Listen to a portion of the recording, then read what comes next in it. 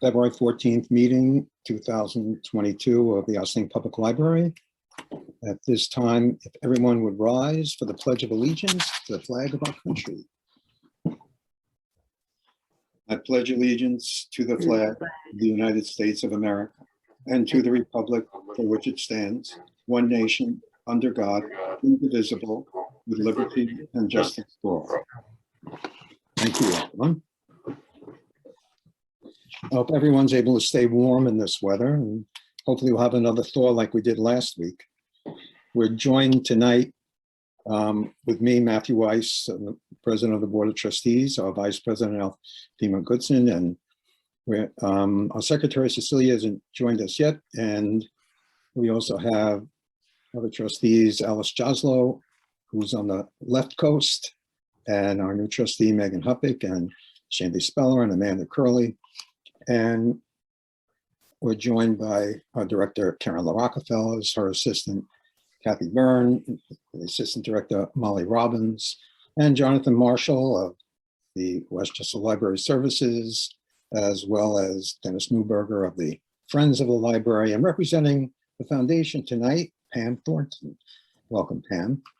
Our first item on the agenda, what we'll do is go right to the audit review, and joining us is Al Coster of Baldessari and Coster. And Al, I know that it might be a bit of a routine for you to go through this. Fortunately, we don't have too many red flags, if any at all, but it's still important for us. And once in a while, we have a good question that we didn't think about. You're coming to us through Zoom in this case is always helpful. So we appreciate your coming to us tonight. It's my pleasure. Thank you. Sure. So we'll go through it. I don't know if the board, if the board members have a printout in front of them or not. I'll assume that they do, and I'll just go through it that way. If anyone needs, I'm sorry, Al, if anyone needs me to put it up on the screen, I can do that. So just let me know.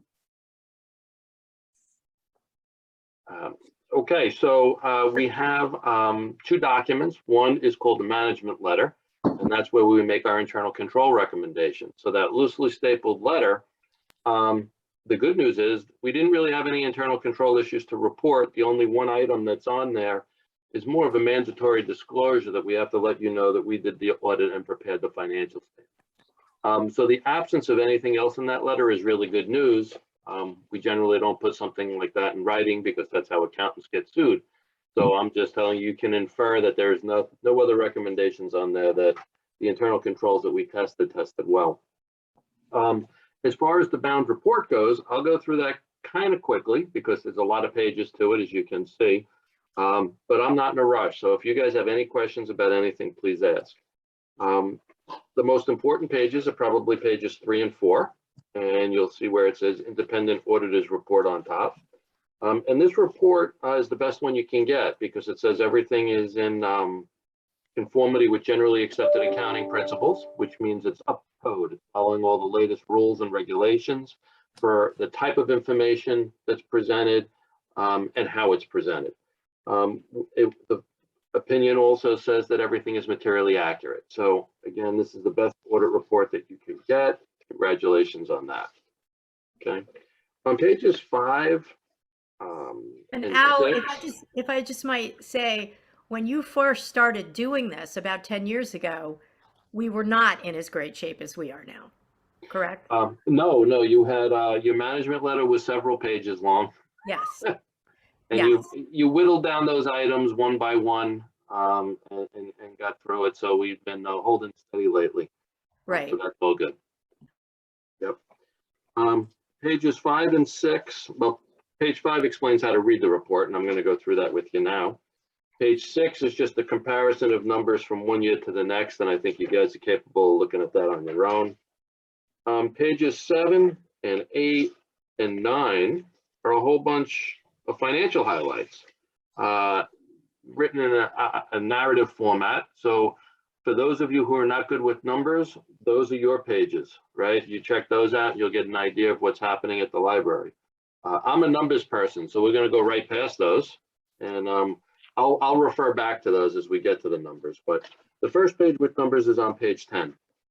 And on page 10, we have the first half of our balance sheet. For those of you who are not familiar, a balance sheet is a snapshot in time, specifically June 30th, 2021, your fiscal year end. And this is going to list on the top half of the page all the good things that the library owned on that date. We call them assets. So at the top, you'll see the general fund had a total of $2,453,000, the special purpose fund $178,000, for a total of $2,631,000. We know interest rates were really lousy. There's not much that you can do about that. However, your job as a board is to make sure all the money is safe, and it was. Everything was either protected by FDIC insurance or it was collateralized, meaning the bank put up other assets or obtained a letter of credit to protect the monies that were in excess of those FDIC limits. So that's good news. All the money was safe. Other assets we have include prepaid expenses, which are things we've paid for but not used yet. We had grant receivables. We do have money in the special purpose fund that's listed separately from cash and cash equivalents because it's restricted for endowment and can only be spent that way. So it's not allowed to be combined with the other cash. And then capital assets are your building improvements, your furniture, your equipment, all those kinds of things after depreciation. And there's a footnote in the back if you want to look at the details for that. Okay. Liabilities, which you see at the bottom half of the page, liabilities is the bad news, right? Those are the debts. We have accounts payable, $166,000, which represents invoices we had laying around on June 30th that we hadn't paid yet. We have accrued payroll of $100,000, which represents money due our employees for days that they worked at the end of June. Not that we were holding out on them, but just because of the way the payroll cycle fell, we didn't pay them until July, right? So that was money that was due them. Accrued retirement, $60,877. That's our best estimate as to what you owe the New York State retirement system for April, May, and June. We pay them once a year, and the bill that we pay them usually in November or December carries us through to March. This is our best estimate. This is what you owe for the last quarter of the year, okay? Then we have our non-current liabilities. Compensated absences, $116,000. That's a fancy term for unused sick and vacation time. We owe our employees. Obligation for post-employment benefits is an actuarially calculated number. Okay, that's another term for what we owe our retirees for health insurance. That came in at a big $5,710,000. And then the last liability you see there is the net pension liability. This was significantly lower than in the previous year. Here we only show $4,370, but in the prior year this was over $1,100,000. Okay. And just to refresh your memories, that's another actuarially calculated number by New York State that really tells us the condition of the retirement system. The theory is that we are all partners in this New York State retirement system. And if the New York State retirement system is underfunded, we share in that. So last year when it was $1.1 million, that was a little concerning, right? That's our pro rata share, which is like 0.0001 or 2% of the entire slice. That's a big number, but the retirement systems, investments did a lot better. They changed some assumptions. And now what this indicates is that the retirement system is almost 100% fully funded. Okay. Moving on to page 11, we have the last half of our balance sheet, which is the fund balance. Fund balance means a couple of things. Primarily, it's your net worth. It's the difference between the assets and liabilities. If we were to take our cash and pay off all our debts, what would we be left with? Our fund balance, okay? At the same time that it represents our net worth, the fund balance is a scorecard of what our accumulated profits are since the first day that the library opened for business. So any year that we have a profit, our fund balance goes up. And if we had a loss for the year, our fund balance would go down. That's significant, right? Because if this represents accumulated profits, it also represents to the taxpayer how much you've taxed them but not spent on them yet, right? So that's why they always love to key in on that figure. You've done a good job of breaking down your fund balance, and you see the different lines there. Non-spendable means there's a portion of our fund balance that's tied up in those prepaid expenses. It's a net asset, but the money has already been spoken for and spent, so the public can't expect to get that money back. We have committed for specific purposes, which is money that the board has earmarked. There's a note in the back, but I'll tell you, $400,000 is for capital improvements and about $116,000 is for that to address that sick and vacation time liability that we had. We've taken some of the fund money and acknowledged that, yes, maybe we do have a lot, and we're not going to tax the taxpayers for everything that we need during the 21-22 budget. And we've set $90,000 aside for that. And then the unassigned, $1.5 million, that's our rainy day money. That's money that we have just like we would have in our own personal bank account for emergencies, should we get laid off, have a health crisis, something like that. That's what the unassigned money is for. And I look at this and I say, that's a pretty nice, healthy fund balance, not too small, not too large. Your budget is about $350,000 it costs to operate the library every month. So this translates to about 4.5 months worth of money, okay? That means you could operate for July, August, September, October, right until the middle of November before you would have to worry about a tax check coming in, which is prudent, right? Because we know the libraries don't, the school districts don't have to give us the money until they get it. So it's nice not to have to be dependent on them and sweating about when we're going to get that first tax check. So that all looks good to me. Your fund balance looks like it's in good shape. You have money set aside for capital projects. So I think you're doing great. All right. If we go to page 12, this is a different statement now. This isn't a specific day in time, but rather the entire fiscal year, how we earned our money and how we spent it. I call it an income statement, but in the governmental world, we call it a statement of activities. Okay. And you can see this is a nice statement because it has both of our funds side by side. We have a general fund next to the special purpose fund. But you can see a special purpose fund really doesn't do a whole lot. We had $732 of interest income, no expenses. So really all the other action was in the general fund, okay? So rather than look at this consolidated small view of the general fund, let's skip all the way to the back of the report. And if you guys go all the way to page 30, what is this now? 33. You'll see all the same information, all the same numbers broken down, and then shown next to your budget. So this lets me analyze the numbers a little bit better and helps put it in context. So at the top of page 33, you'll see all of our different revenues. Obviously, the first line, taxes, is the most important and our most significant. We requested from the school district $4,163,000. That's exactly what we received, okay? If you look at your operating revenues, you'll see we had a lot of variances this year. Kind of a crazy year, as you know. Payment in lieu of taxes was, we collected $7,000 more than we had anticipated. Typically, we're not sure what we're going to get for that, so we always budget a little conservative because it's not a guaranteed source of income. So it's nice when we get this nice surprise. On the other hand, fines and fees was way down, right? We only collected $2,000, $2,700 for the year. So we were $11,000 short on that line. Like most libraries, we waived the fines during the pandemic, and that's why we came up short. Other grants and aid, we did much better. We collected $19,000 more on that line because we received, it's a little misleading, we received a big construction grant this year that we had actually budgeted for in the prior year. But we got the money now, spent the money and got the money now. Gifts and donations, we did a lot better than anticipated due to the generosity of not only the Library Foundation, but the Library Friends. So we appreciate that. Interest income had a big shortfall this year. Obviously, rates fell faster than we had anticipated or planned on. That looks like that'll maybe be reversing in the future, but for 21, not so great. All right. But that's it. Overall, we had planned on a transfer also from our special purpose fund, which we didn't need to make, so we didn't. So overall, our revenues came in total within $4,000 of budget. So that's pretty good. If we look now at our expenses, the bottom of page 33, our largest expenditure section is obviously salaries. $2,096,000 was budgeted. We came in at $1,906,000, so we were $189,000 underspent. During the pandemic, we had a lot of unfilled staff positions that we just did not fill during that time. So there was a big savings there. If you go to page 34, you'll have your employee benefits and tax section.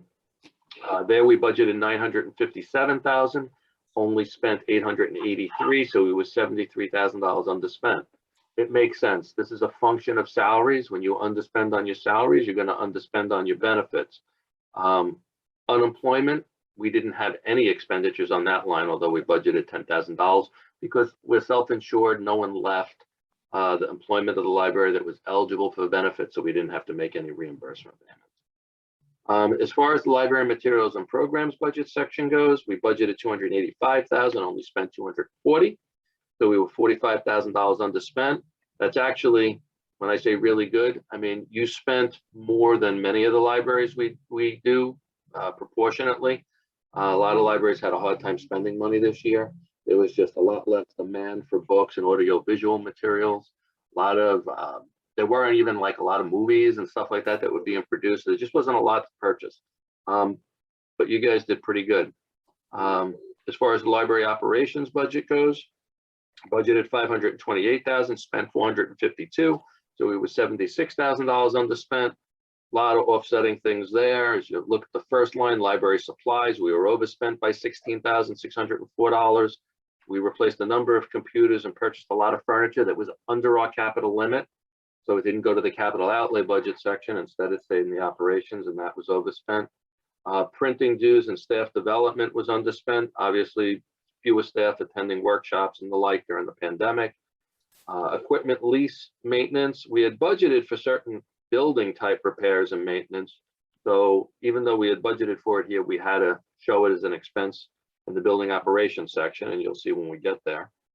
As far as automation technology service goes, the library used fewer services and spent less money there. And then we have a contingency / miscellaneous budget line that was underspent by $37,000 because we did not have any unexpected or emergency expenses to be posted there. If you go on to page 35, we have our building operations section. Budgeted there $392,000, spent $415,000, so we were overspent in that category. A lot of crazy things again. Electricity was underspent by $43,000 due to the COVID related building closures. We had less usage of electricity, so there was a big savings there. However, we did overspend on the building supplies line because that's where we posted our cleaning supplies and PPE that we had to buy, so we were overspent there. Repairs and maintenance was also overspent by a lot, $63,000, because we had some massive HVAC repairs that were required. And you'll see when we get down to the capital outlay budget section, we overspent that by $254,000 because we paid for the boiler project that had not been budgeted for. So we had a lot of money underspent during the course of the year, and that all went to our boiler project at the end of the day. We still had total expenses less than anticipated of $106,000. So between underspending on the expense line and having a $4,000 extra favorable variance on the revenue side, we had a $110,000 profit or excess of revenues over expenses. And that's why our fund balance, remember the fund balance is the scorecard. That's why our fund balance went up from the $2,114,000 to the $2,225,000. So overall, very good financial year for the library. Those are the numbers in a nutshell, but if anybody has any questions, happy to. Do you have any opinion, or do you see a lot of libraries using electronic bill payment, cut back on writing checks? No. I mean, that sounds great. In a commercial business, it can be a lot more efficient. The problem with that is, right, New York State requires boards to approve payments before they're made, right? I mean, a lot of boards will approve them afterwards, but New York State auditors have said that they want those bills approved by the entire board before they get paid. And the only way the board can really guarantee that that's going to happen is not giving somebody else the ability to send in electronic payments for you, but you as the board to make sure you're signing the checks, right? So the treasurer usually assigns one signature, and then a board member will sign a second signature over a certain amount of money. And as a board, when you're only coming in an hour a month or 2 hours a month or whatever you're putting in, it's very difficult to really be able to control or manage the responsibility that you have. So we would strongly recommend that you guys just keep doing it the way you're doing it. Because once you give, even if it's, I've had people say, well, just the electric payment or just the water bill. Once that person has the ability to make electronic payments in the bank's eyes, they could send money all over the place. So You don't want to open up that can of worms if you can help Got it. it. And then another question, I don't know if it's specifically your expertise, or maybe you have an opinion or you observe, in addition to the increased budget as a result of expenses, the budget seems to go up dramatically because of, I think the phrase is unfunded mandates. Do you think there's an approach, or are we basically taking the best possible approach to prepare for these surprise expenses that we may not see coming? Yeah, I mean, you're not held within the tax cap. You have a tax cap, right? So if the library wants to comply with it, you don't really have too much of a choice. I don't know what unfunded mandates you're speaking of. I mean, like the retirement bills have been pretty flat.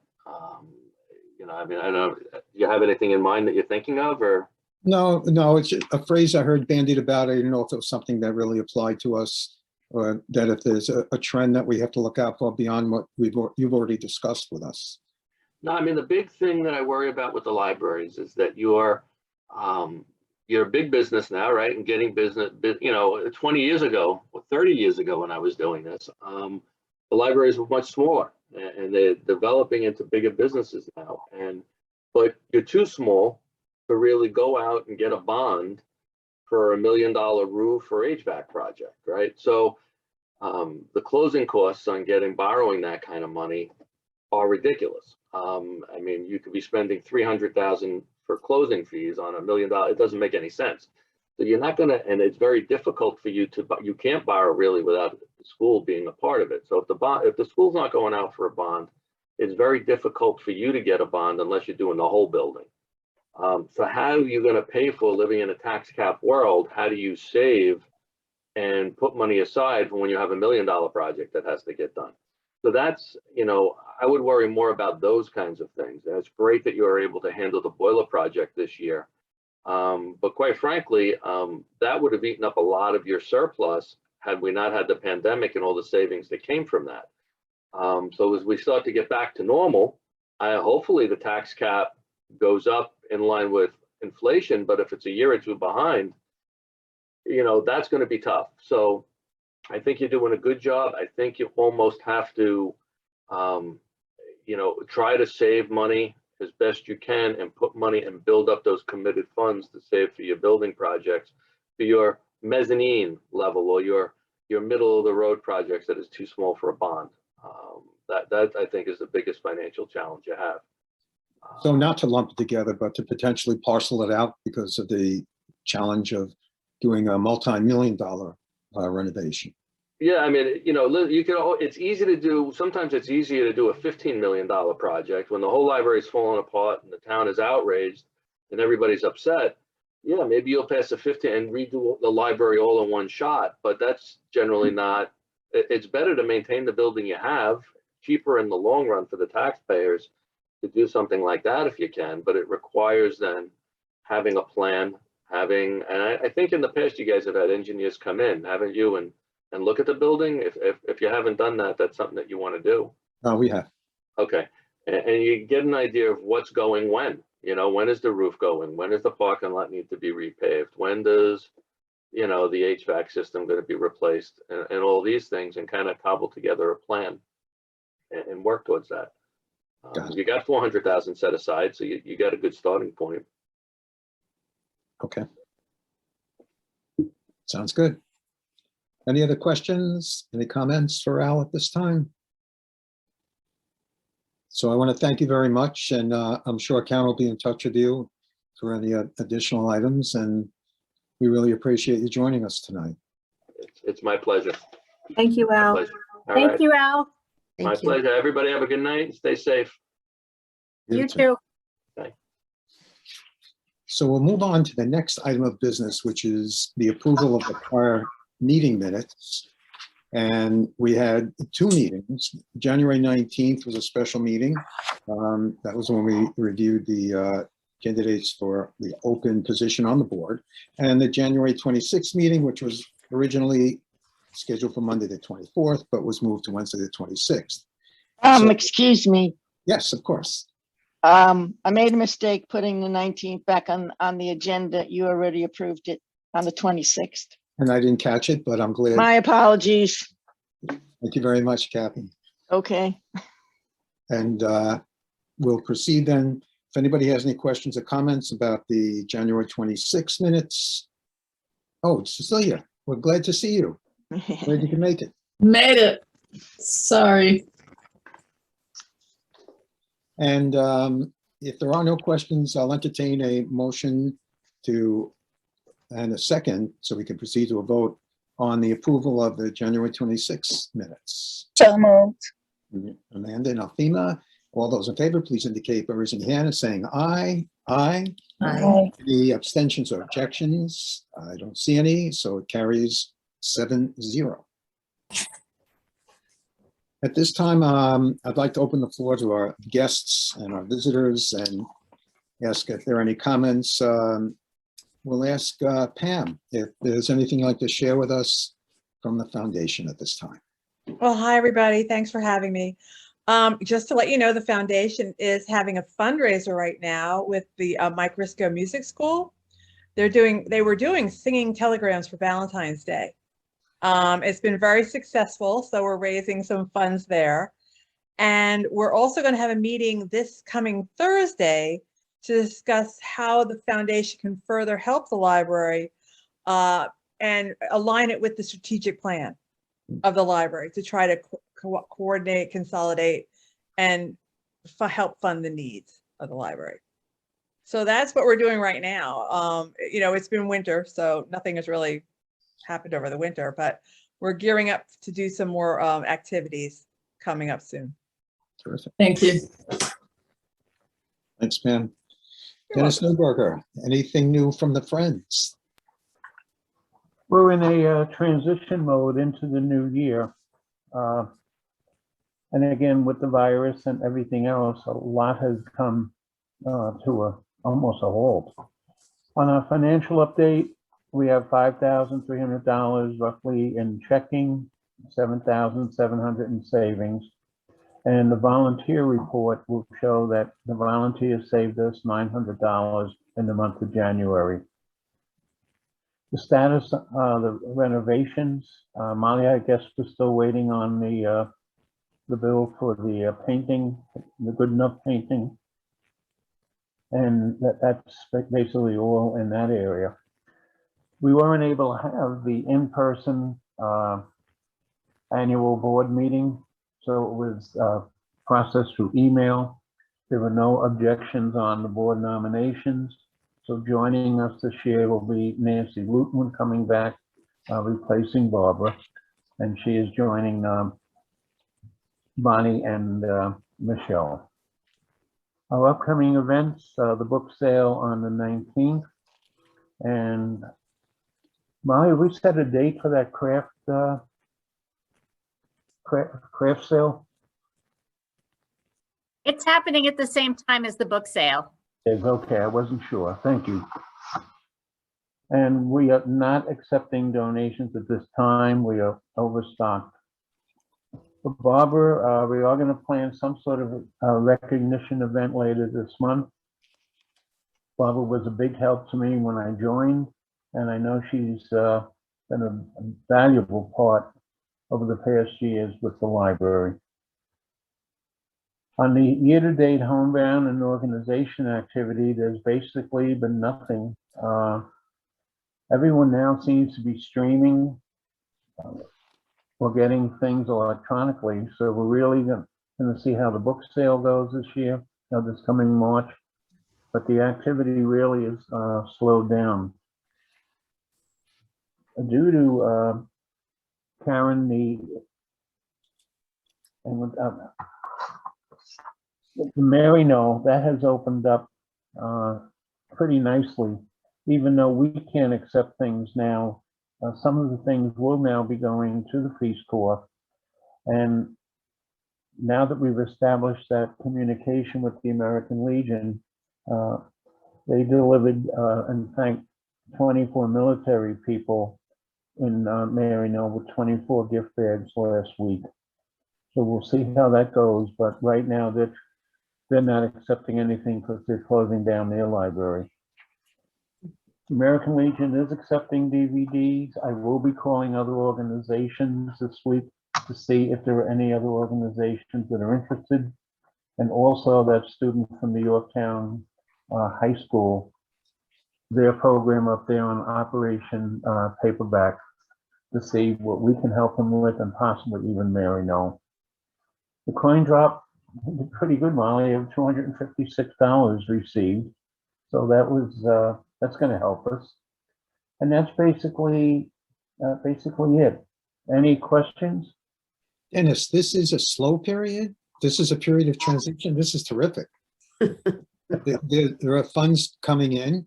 There are activities going on, and there's a lot of interactivity. And I think you have a very active group, and congratulate you and thank you for all the efforts. Well, one thing that has happened because of an organization like the library where you need volunteers, I've been contacted and I'm now part of the American Legion and Sunshine Children's Home to organize these things, and also one of the Ossining volunteer fire departments. So we'll see how that all can interact and help, the library. But I thank everyone for, everything you've done for us, and have a really good evening and Valentine's Day. Oh, thank you too, Dennis. I have a quick question. The book sale and craft sale date, is that March 19th? Yes, it is. Okay, great. Thank you. Is there communication going out, Molly, on that? Yes. Okay. And Good. also, we're not accepting book donations, but we Right. are accepting donations of craft supplies. So Right. if you've got those unused, unwanted craft supplies lying around, be sure to bring them in. Okay. Thank you. Thank you, Dennis. Jonathan Marshall, WLS stretches all across the county. How's District 2 doing? Very well, and happy Valentine's Day to everybody.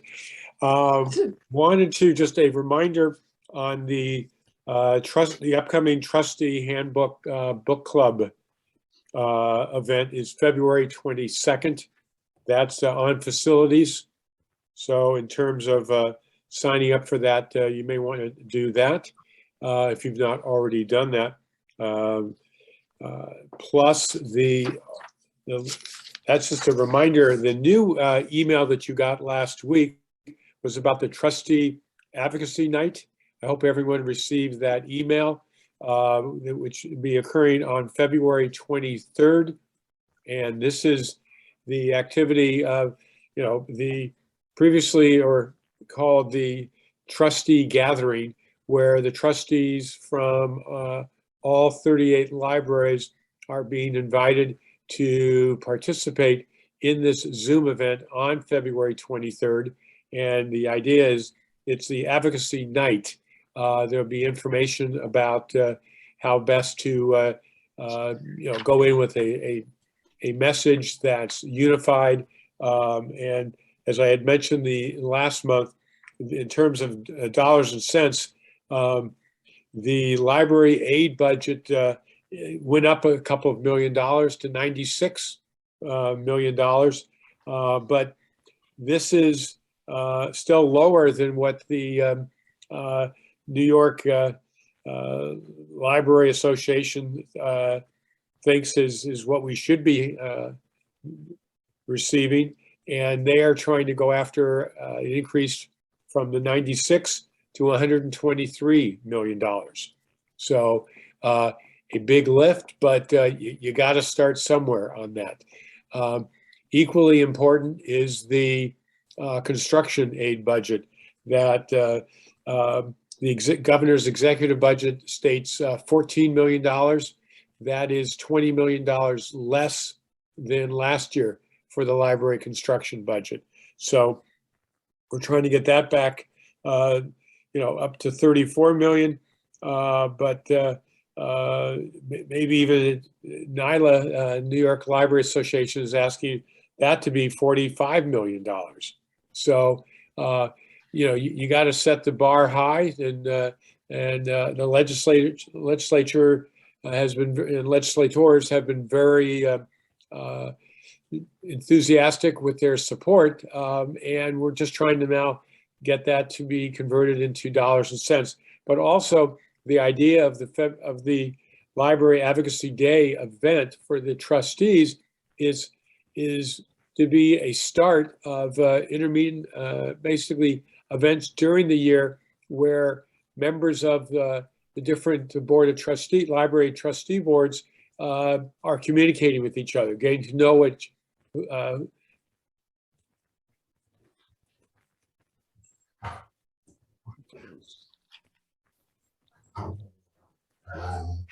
All right, Jonathan's signal froze in mid-sentence. But I will share that in addition to the, oh, Jonathan, you just unfroze. You had froze for a half a minute or so. Okay, whoops.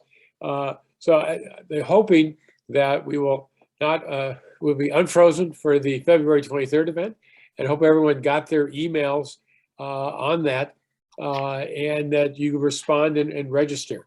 So we're trying to get, we're not, it's the first event. We're just trying to get started, and we hope it's something that will grow.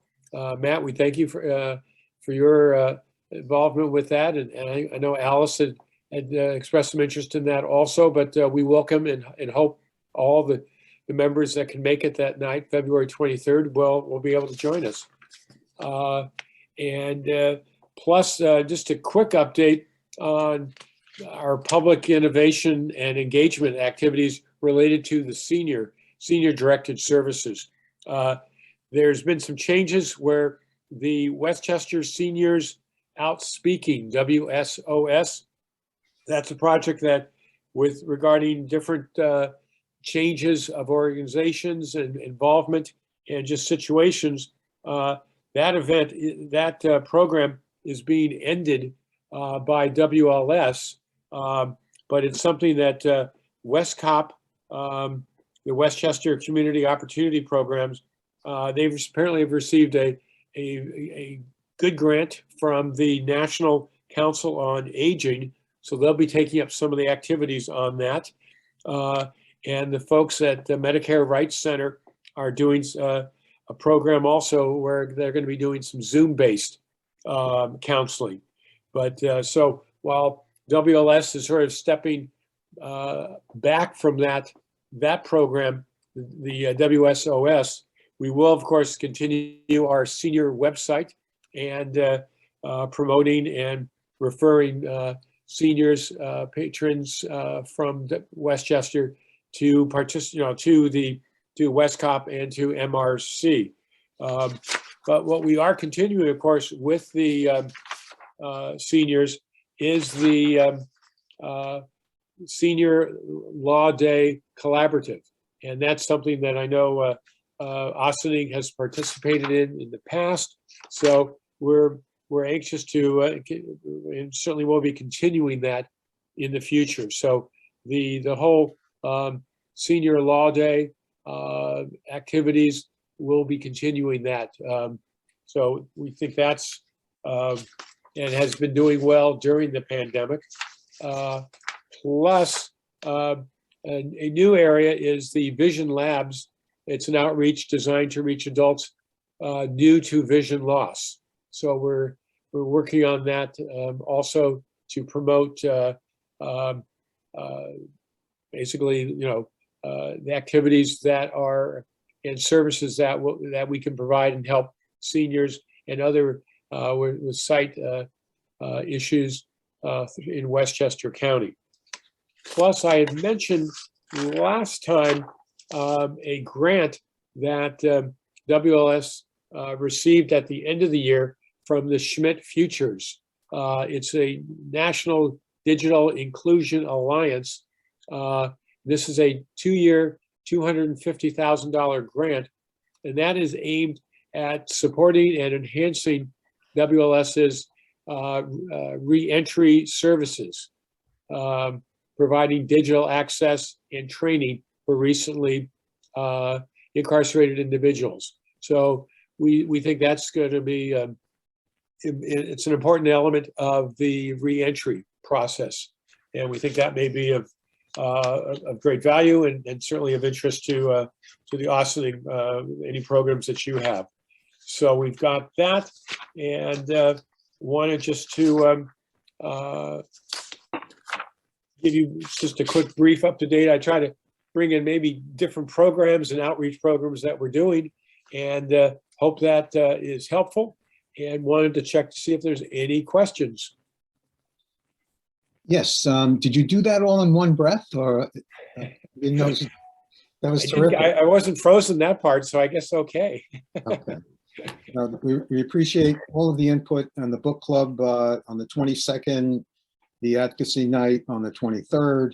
We hope to have participation in that, and we really appreciate the outreach efforts of WLS very much. So, if there are any other questions or comments for Jonathan at this time, we'll entertain those. Jonathan, thank you very much. Thank you. Thank you. We're up to the director's report. I'll point out that the revenue report is included in the handout. Karen, did you expect to do the budget proposal explanation separate from the director's report? Yes, I'll do the budget under Finance Committee. Okay, thank you. So the floor is yours. Okay. I left out two really important things from my director's report, and I feel really bad about one of them, so I want to say that one first. We had a really amazing program this past Saturday that was coordinated by our village historian, Joyce Cole. It was a presentation. It was Joyce in conversation with Rob Imbriano, who is the producer of the Netflix series Amend, and it was really an incredible program. We had good attendance. We limited it to 50. We had 60. Wow. But it was good. It was okay. It was sort of our first foray into programming again in the theater in a bigger way, and it worked out really nicely. And the program was fantastic. So Kathy, maybe you could make a note of that in the minutes, because it needs to be memorialized somewhere. And I was so consumed by it last week when I was writing this report. I don't know how that happened. So I wanted to say that. The other thing I wanted to say, this is just sort of a heads up. I am working on the paperwork for the DASNY, or for the SAM grant, which comes through DASNY, which was secured for us by Senator Reichlin-Melnick, which is going to fund the teen staff spaces on the second floor and the two small study rooms on the second floor. I may need to have Matt call a special meeting sometime between this meeting and the next meeting, very short, to do a resolution for me for that grant. The numbers have changed. We were waiting on some updated quotes for some of the equipment, and because the cost of the project is a little bit more than $60,000, we thought it was going to be right at $60,000. I may need a resolution from the board, but I'll let you know about that. I wish I had it for tonight, but I just got the numbers in today. So I wanted to give you a heads up. Meaning that the money would have to come from reserves, what's over. Right. And we have it, so it's not an issue of where it comes from. It's just for DASNY to document that we have the money to finish the project if they give us the money to start the project. So let me just give you the highlights of my written report. Allison and I are working still on E-rate. You're probably sick of me saying E-rate, but it does bring us money. So we're working on the application for next fiscal year, and we are working on one of the projects for that we applied for last year for this fiscal year, and that's keeping us pretty busy. Allison is working still towards our planned email migration from the WLS email to our own email accounts, which will end in ossininglibrary.org. You all have those accounts, so you're welcome to start using them whenever you want to. And we will have a time at which we need to switch over. So it's probably a good idea to start using them. I haven't started using it for like my communications with the board yet, or my all staff communications, but I'm going to sit down with Allison and come up with a date when I want to start doing that, to sort of move people in that direction. We are working on planning our recabling project. Allison, Mallory, and I worked on that a little bit. We're replacing about a third of the Cat 5 in our building to Cat 6 and getting some new drops as well. I sent you all an update on the masking rules that we have right now in the library. The mask requirement, the New York State mask requirement was lifted for us. Right now, we are still requiring people to mask in the public areas of the building. And we are allowing staff to go mask optional in the staff areas of the building if if they have a vaccination card on file. And we'll be revisiting this in the weeks going forward. The leadership team and I meet weekly, and we'll be reviewing and looking at numbers and things like that. I also put out a survey to the staff to gauge their comfort levels with the different scenarios that we could try. The Safety and Security Committee, which is chaired by Marie Trapasso, is moving on to work on training plans for safety. We have had in the past training for our library in charge persons, and we're going to be bringing that back where we want it to be a little bit more robust than it was. One thing that we have improved, and we improved this a little while ago, I want to say 2 years ago, is the communication about who is the library person in charge. With the use of the scheduling software Sling, Allison has it set up so on any given day, you can look and see, and it's numbered, who is the library person in charge who's scheduled at that particular time. So that's a big improvement, but we still want to do better with the training. We are moving along with our personnel performance review process. The departments are having their meetings with folks to discuss what the goals are for the coming year, or any issues that need to be addressed before the actual reviews themselves happen starting in the summer. And we have just started on working. I have just started and need to roll it out to the team, working on some of the next forms for the titles that we haven't done yet. So hopefully we'll get that done soon, and we will move along with that. We'll be discussing the proposal that I discussed with Michael Holmes a little bit later in the agenda. He and I had a good conversation about our needs for DEI training for the staff. And on Friday, we had a visit from our state senator, Elijah Reichlin-Melnick, in regards to the grant that he secured for us. And we had a lovely photo op, and I'll give him a small tour of the library. We also showed him the other space that the foundation is raising money for right now, so that we can tie in his support with that as we communicate out what the foundation is doing. So that was good. I spent a lot of time working on the budget this month so that I could have something good and solid for you tonight. And just a couple of things I wanted to point out from the department reports. We had our first blood drive in 2 years. Wow. Yeah, January 24th. It went very nicely. We had 35 donors, and we intend to do it again. If you haven't seen the tiny art show in the children's room, it's really cool. The kids all brought home craft or art supplies so that they can make a little painting, and the paintings are all on display in the children's room, and they're super cute. I want to announce the winner of the Opalberry Club, because this is always very exciting. The club members have awarded the 2021 Opalberry Award to Ground Zero by Alan Gratz. So we'll see how that one does in the actual Newbery Awards.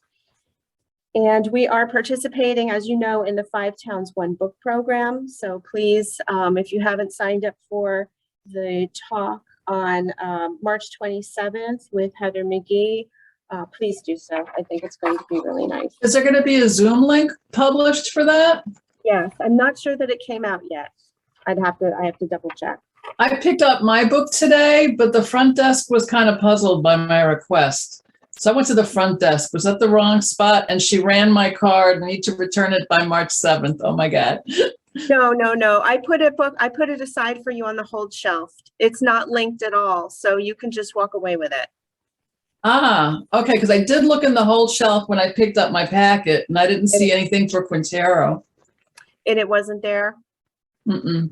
Okay, I'll put aside another one for you. Let me make a So I can bring this one back. Okay, thank you. Yep.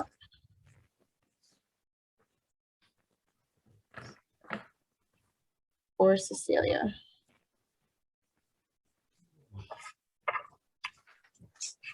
Cecilia, the book would have been by your last name. I looked under the Q section. Oh, I didn't wasn't see there? Quintero. Mm-mm. It's not in the whole books. It's on the end of the shelf where the whole books are and where the packets are. No, the books I interfiled with the whole books. Yeah, my Yeah, that's book where I looked. was in the file, in file by my last name. Just So- to confuse you all. I retract my- All right, I'll try again. All Not to right. worry. I'll look downstairs and make sure it's there. And if it's not, I'll put one because I have one up here too. Okay. I think that was all I wanted to bring to your attention. Does anybody have any questions for me?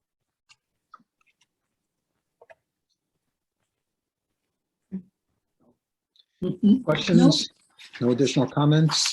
And thank you very much.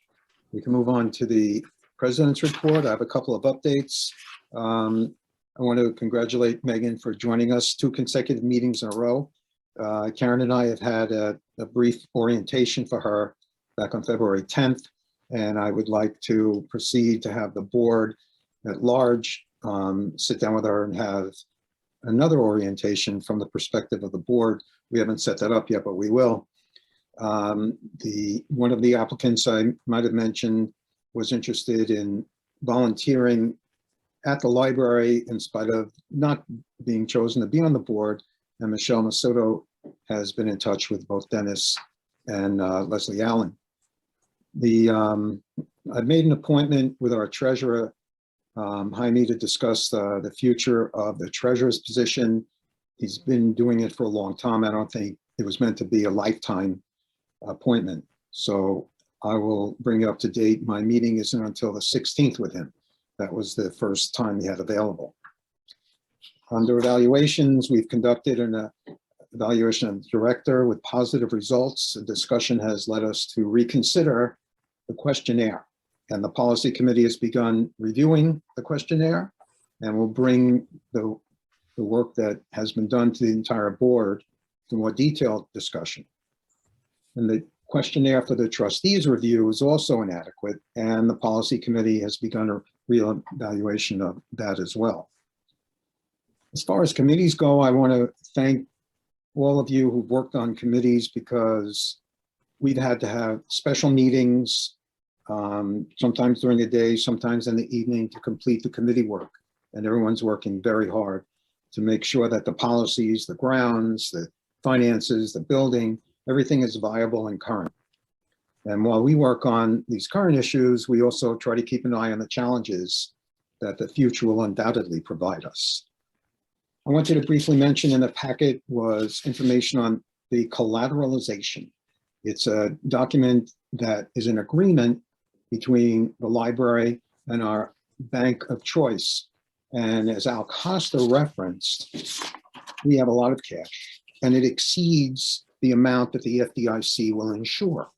So that agreement with our bank allows them to disseminate the funds with secondary financial institutions to make sure we have FDIC insurance for all of our cash.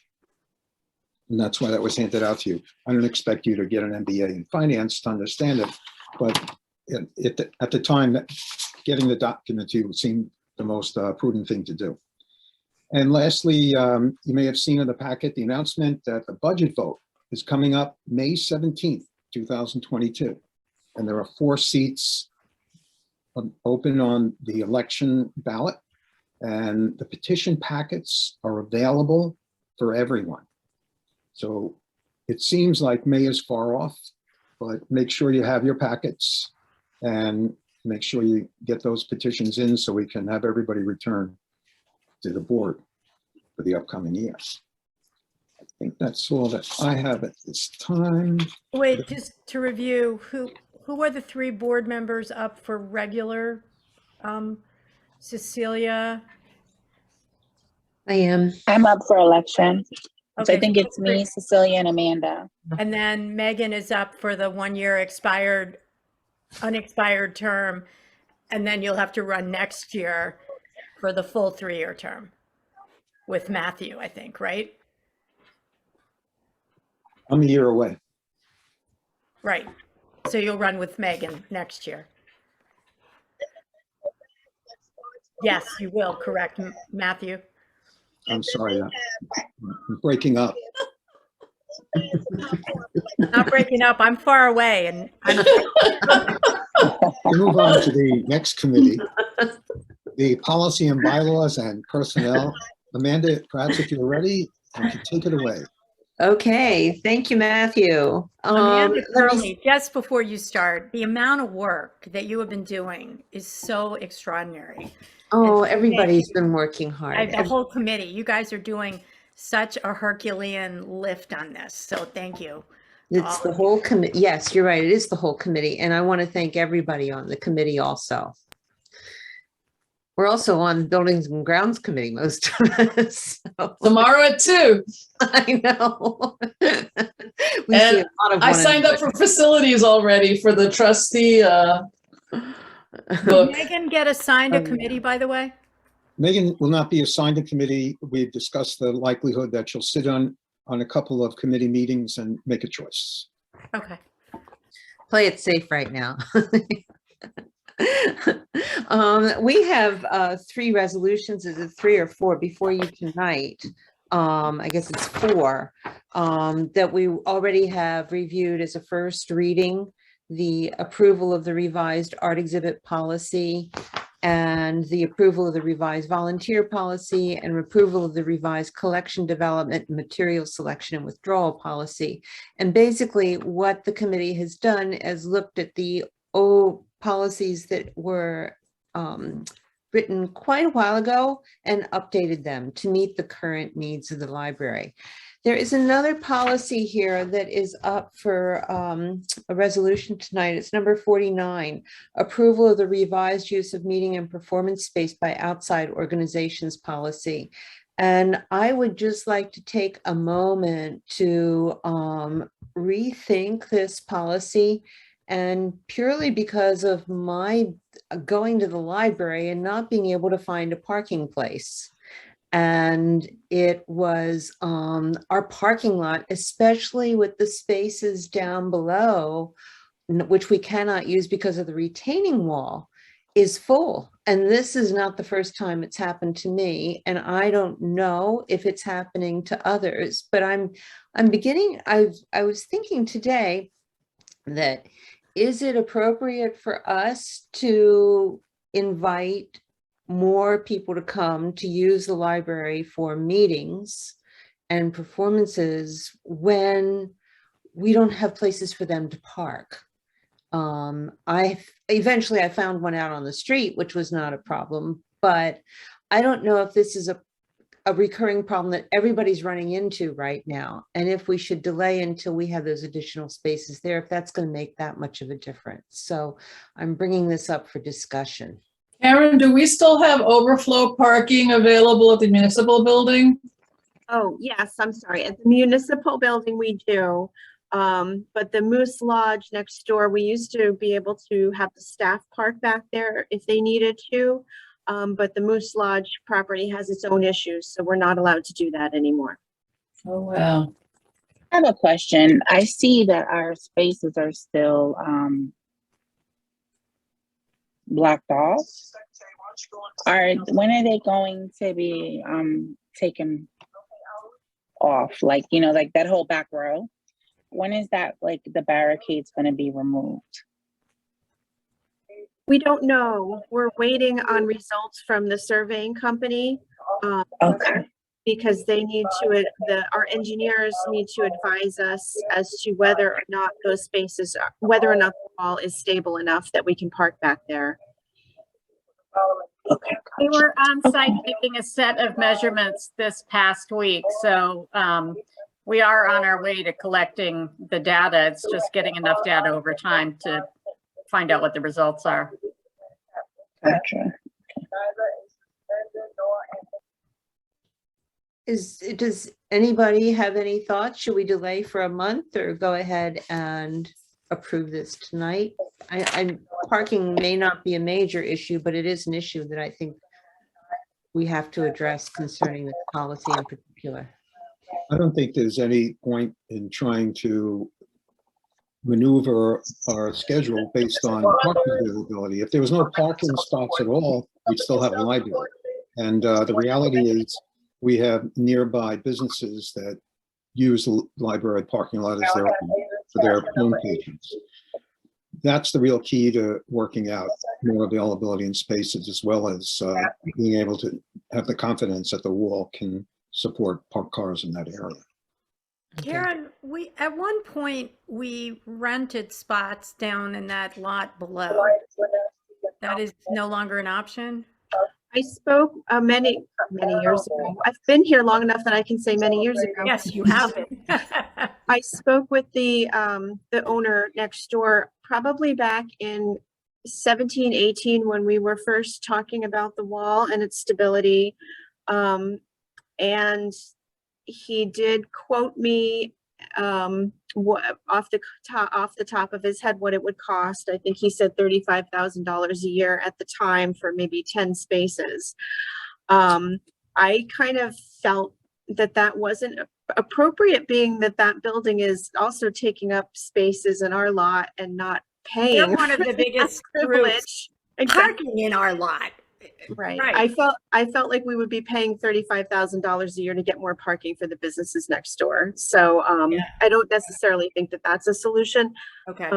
Molly and I have been looking into potential solutions to address the issue of the abuse of the lot. Okay.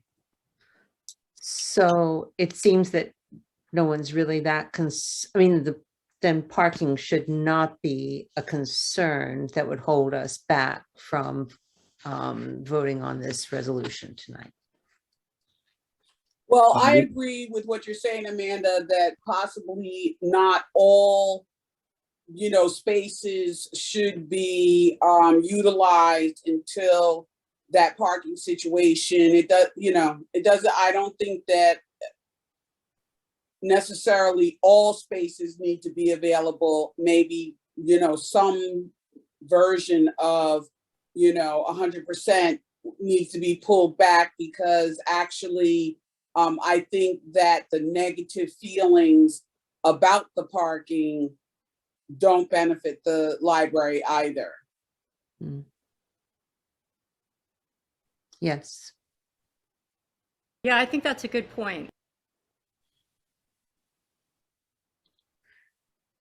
If we may, is it possible we'll have a resolution on moving forward with the wall in another month? No. No, I don't think we need a resolution. I think the reality is we're waiting on experts who are trying to formulate some kind of a strategy and recommendations that'll be brought to the committee and then brought to the board as a whole. And then as the staff has been making these decisions going along, they would look for our input or support or criticism of what the results are. Okay. Yeah, I think what's, really too bad about the situation with the wall is, we had, through, no fault of our own, we hired a reputable company, but they, they weren't feeding good data to the engineers. And so we basically had to start with a new set of surveyors, and they're going to have to look at that data over time to see if any movement or changes in the walls are within safe tolerance. So, there's a limit to how much pressure we can put on the project time-wise. It has to play itself out over a certain amount of time. And I'm about to say something shockingly unpopular, but a lot of parking places are taken up by staff every day, probably 15 to 20. And, one possible option would be looking at alternative parking for staff. Is there some place nearby where we could rent at a reasonable rate and have staff park there? Look at Kathy's face. I said it was shockingly unpopular, and it can die right here, but I would feel bad if I didn't throw it out there. And as I watch all those people park in the parking lot and walk to that restaurant, I'm going to go park someplace. No, Molly, I'm not. You know I'm cuckoo, so I'll be out there saying, get the hell out of here. And you know I will. Excuse me. I can't stand that. I don't want to see you on Channel 12 News, Kathy.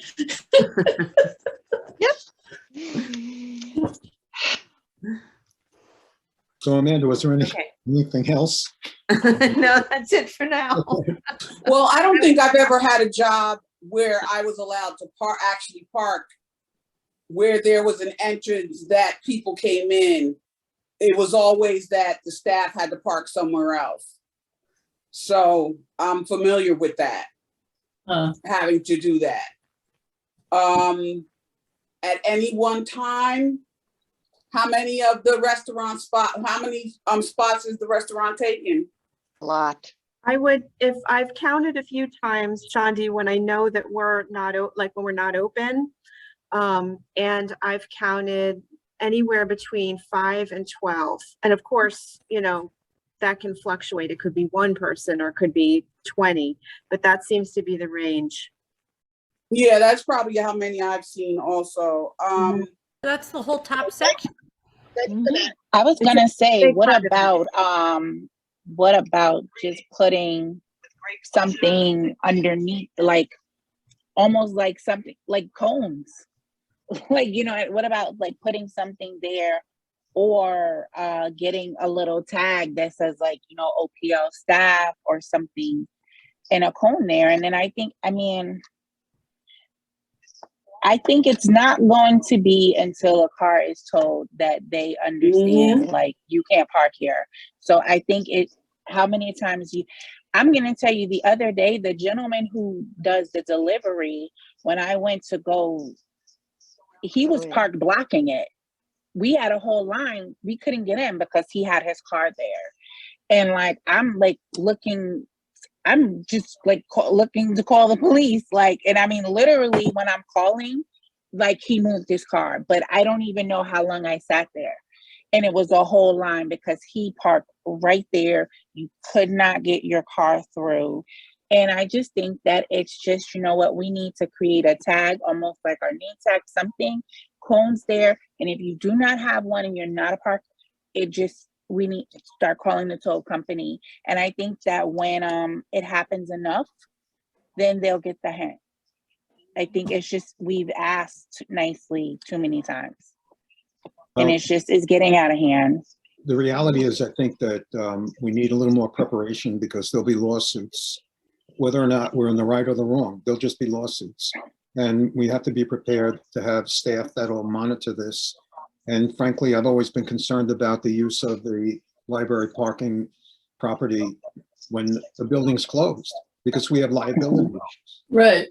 So but during the day, as long as the staff has a tag indicating that they're staff, that's how you know the difference between staff and somebody that's, you know, coming from somewhere else or from the restaurant or whatever.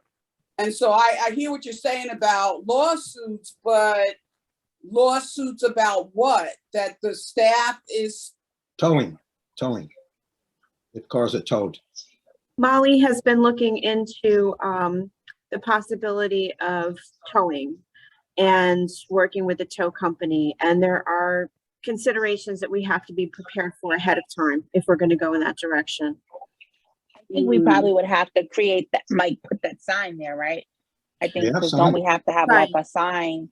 But does the sign say that, like, people, you will be told if you park there? Like, you know, like one of those signs that buildings have, and they let you know, like who's Walgreens. Yeah, like, we 'cause do have Walgreens has signs that say library parking only, and that violators will be towed. We need to get those signs. We need to post them as bilingual signs. And we also need to just double check with our attorney that that's enough. That, you know, he's written off on the fact that, you know, we've done all the right things. And, you know, then when the tow company gets involved, you know, they want to see that we've covered all of our bases ahead of time. And in many cases, we're going to have to pay upfront to have the towing done. Now, we could get reimbursed, but I mean, that's the goal. But we also have to be prepared for the fact that we might not get reimbursed. I think we would also have to commit to staffing to watch the parking lot, because we would have to be 100% sure that that person was not going to the library, because once the one car that we tow that is a library patron who maybe walk next door to, get their glasses and then come to the library, we're going to have a problem. So we need to make sure that we have all of those I's dotted and T's crossed before we do anything like that. And that we've committed to funding this. When we adopted this policy, I really don't see how we can figure this out. Like you say, if we tow a single patron, it will be a huge to-do. So when Trinity Church did that, it discouraged people from just staying in our parking lot overnight.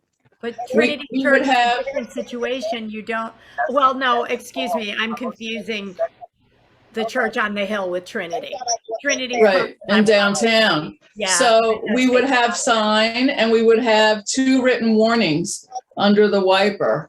We said, this is your last warning after the second one. You will be towed next time. And we had hidden cameras all around the parking lot. And they were monitored remotely by one of our wardens on the vestry. And that seemed to kind of put an end to it. Overnight parking is a little bit, that would be an easier situation for us to handle. Right, yeah. And weekends too were a problem because we weren't open during the hours the cars were there, except for Sunday. So obviously this requires a little more work, a little more committee work. And Karen, while we're on building some grounds, anything else for a retaining wall or HVAC at this time? Molly, would you like to jump in there? Well, I made the point or made the comment about the fact that the new surveying firm has been on site and taking new readings. They were here this week. And when it comes to HVAC, we're staying warm and toasty, that's for sure. Even when it's cold, we've been staying nice and warm. But Karen and I do have some additional proposals that have come in from Clean Air for various types of maintenance and problems that we're currently reviewing. That hasn't changed. Okay. Okay. So Karen, you can move on to finance. We had the audit review and we're up to the. I just have one more comment really about the parking lot. There has to be a law firm in Westchester that has resolved this problem. There has to be. Between not necessarily a public library and a business, whether it's a business and a business or whatever, there has to be somebody that has resolved this problem. And so maybe that's a way to, figure out what is the path to take. What do our schools do? Do they not have this problem?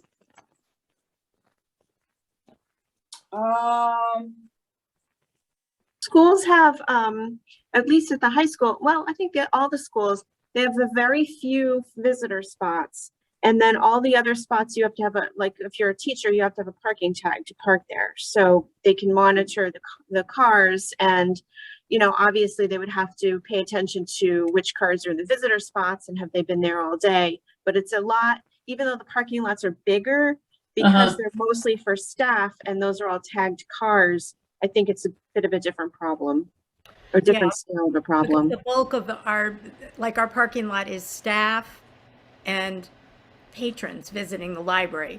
Like you say, the schools have like less than 10 visitor spots in less there. 5, Alice. I know. I'm being polite. And by the way, students often take those spots too. I have feelings about that. Yes, I do too. I'm forced to walk half a mile to get in. Yes. So Karen, I think we're up to the preliminary budget discussion. Yes, Althema, do you mind if I take this over? No, I don't mind. Thank you. I'm going to go ahead and share my screen if that is okay with everybody, just so that I can walk you through the different sections of the budget. And let's see. Let's see if I can do this without creating. Nope. You don't see the right thing. Let's try it. See the February 10th. Yeah, that's my calendar. Now I can't get back to. No, Let's see. Sorry. No, I can't get back to Zoom. All right, I'm gonna stop the share. Let's try that again. Pam, your dog is cute. Thank you. All right, do you see the budget now? Mhm. Okay, good. All right. So let me start by saying that, and please interrupt me as I go along. If I'm going too long, let me know that too. I'll start by saying that this budget is within the tax cap. It's a little bit under the tax cap. And the big goals of this budget were to stay within the tax cap. Which is what? What is the tax cap, Karen? The tax cap is $94,416.91, which is roughly 2.2%. 2.2%? 94,000 what? I'm sorry. $94,416.91. Okay, thank you. So there are a few things I wanted to accomplish in this budget. One was to do some of the initiatives that we've identified in our long-range plan, and I can point those out as we go through. Another was to fund our staffing needs. I did budget for the union contract increases that we agreed to in the MOA, but that were not voted on by the union. So I'll get more into the staffing as we get there, but that's always a big one. Another big thing in this budget was this was the first budget where we're entirely shifting all of our technology costs for our IT to our own line item budgets rather than paying for them in a lump through WLS. So Allison and I and Bob worked really hard together to sort out all those lines, make sure that we were budgeting appropriately, and I'll point those out as we go through. I also wanted to fund some of the work, and again, this goes along with our long-range plan, some of the work that we know we are going to need to do in the coming year as we plan for some major building repairs. So I'm going to walk you through each section. Like I said, if you have any questions, let me know. I want this to still be a working document, so I'm asking you to give me until March before the board approves this as a proposal, because I want to go through a few more things, which I'll point out as I go along. So right here, we're looking at the income side. As Al said in his report, we've been bringing in much less interest income, so we're looking at a decrease there.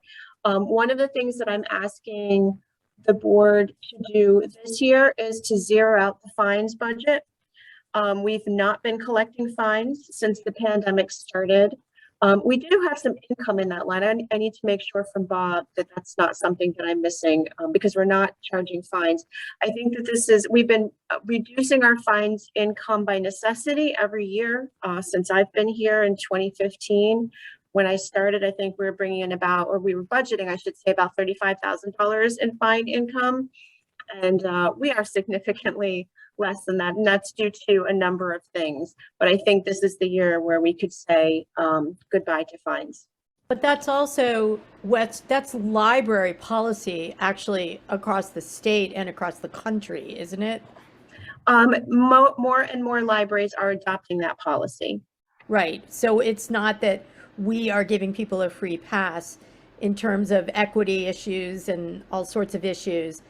That is becoming the norm for libraries, correct? Right. It's been recognized that library fines are a huge barrier for people using the library and really shut people out. And so many libraries are choosing to go fine free, or some of them are doing it like in partial measures, like maybe doing fine free for children's materials, but continuing to charge fines for other things. So so that's the trend. But I would say most libraries who are choosing some sort of fine free are going entirely fine free at this point. The other things that you can see in this income side of the budget are, this is some grant money. Thank you very much to Alice and Communities That Care. We've been bringing in some money for our teen programming. Well, thank the Open Door for that, not me. The Open Door and the Open Door. Thank you, Open Door. In the gifts and donations, we're upping our, I'm suggesting that we up our proposal because of the successful fundraising that the foundation has been able to do over the past year, and we hope that continues. We are also looking to bring in $15,000 again from our book endowment. We have a book endowment set aside, and Al has suggested that we take off the interest earnings every year to fund our books, our book line, and that's what we've been doing. This right here, 14.9, is the projected E-rate funding for the technology for next year. This is just for the hardware part of it. For the broadband part of it, we get discounts up front on the broadband, so we don't take it in as income, we pay out less. What I am suggesting that we do this year is take $50,000 from our capital fund balance to fund some of the work that we know we need to do in preparation for our large building projects. We know we are going to need an architect. We know we are going to need more work from HVAC engineers. We also have the wall issue and the wall engineers who we're working with. So I think that that's a good use of that money. We're not budgeting anything from the fund balance to fund our technology. I'll talk about a little later down how we'll be funding our technology. That's I'm working that within the budget. I'm also suggesting that we take another $50,000 from one of the two pilots that we got a number of years ago. We got two $50,000 pilots, and it's been in our fund balance all this time. I'm suggesting that we use that to fund some of the long-range planning work, some of the staff development work, and then a portion of the cost for the first floor modular space above and beyond what the foundation raises for it. So you'll see those as expenses later down. So that's the income side of things. Does anybody have any questions about that part? Karen, yes. I don't understand, what's the interest rate that we receive? And that's such a significant drop. I would have to check with Bob. I don't remember off the top of my head. Okay, thank you. Yep. I'm curious to know. Yeah. Yep, I'll make a note for myself right now. Because that money then becomes the endowment income, correct? No. Oh, okay, that's what you were just saying. No. The interest income is just on our funds that are sitting in Signature Bank, the bulk of our funds. We earn a certain amount of interest from those funds, and we pull that in as income to fund general operating expenses. The endowment fund is also sitting in a bank account and has been accruing interest over a number of years. So Al asks us to spend down the interest. So they're two separate things. They're not entirely separate, but they're separate. Thank you. And it's entirely likely when we're sitting here a year from now that there is interest income, and it's much higher than we budgeted for. So that's something that may benefit us. Right. But I'll find out the percentage. Thank you. Mm-hmm. Just pointing out that go back up, that 100,000 that you're taking from the capital fund in two places, 21 and 23. So that's $100,000 that next year we'll have to make up, right? I'm calling these one-time expenses. We know we're always going to need architecture and wall engineers and things like that, but I want to purposefully take this money, and we're going to be spending more this coming year. What I don't want to do is take money from the fund balance and fund recurring expenses, because that's dangerous. Right, so that's what I'm pointing out, that this is a one-time situation. Right. We Right. hope. Yes, but if we get into the habit of every year dipping in to the fund balance, then that becomes a challenge for us. Yeah. Right. I figure I think we can easily justify it this year because we are planning a large project. Yes. I think if we weren't planning a large project and we were intending to do this over a number of years, it would be a little bit trickier. Well, it's my impression that we do have in the fund balance 400,000 designated for capital improvement. So using it for capital improvement planning would seem within what we had, the purview of what we had encumbered those funds for. But Right. when we do supplement the budget with 100,000 from the, from the, whatever, I'm sorry, I just lost the word. The fund balance.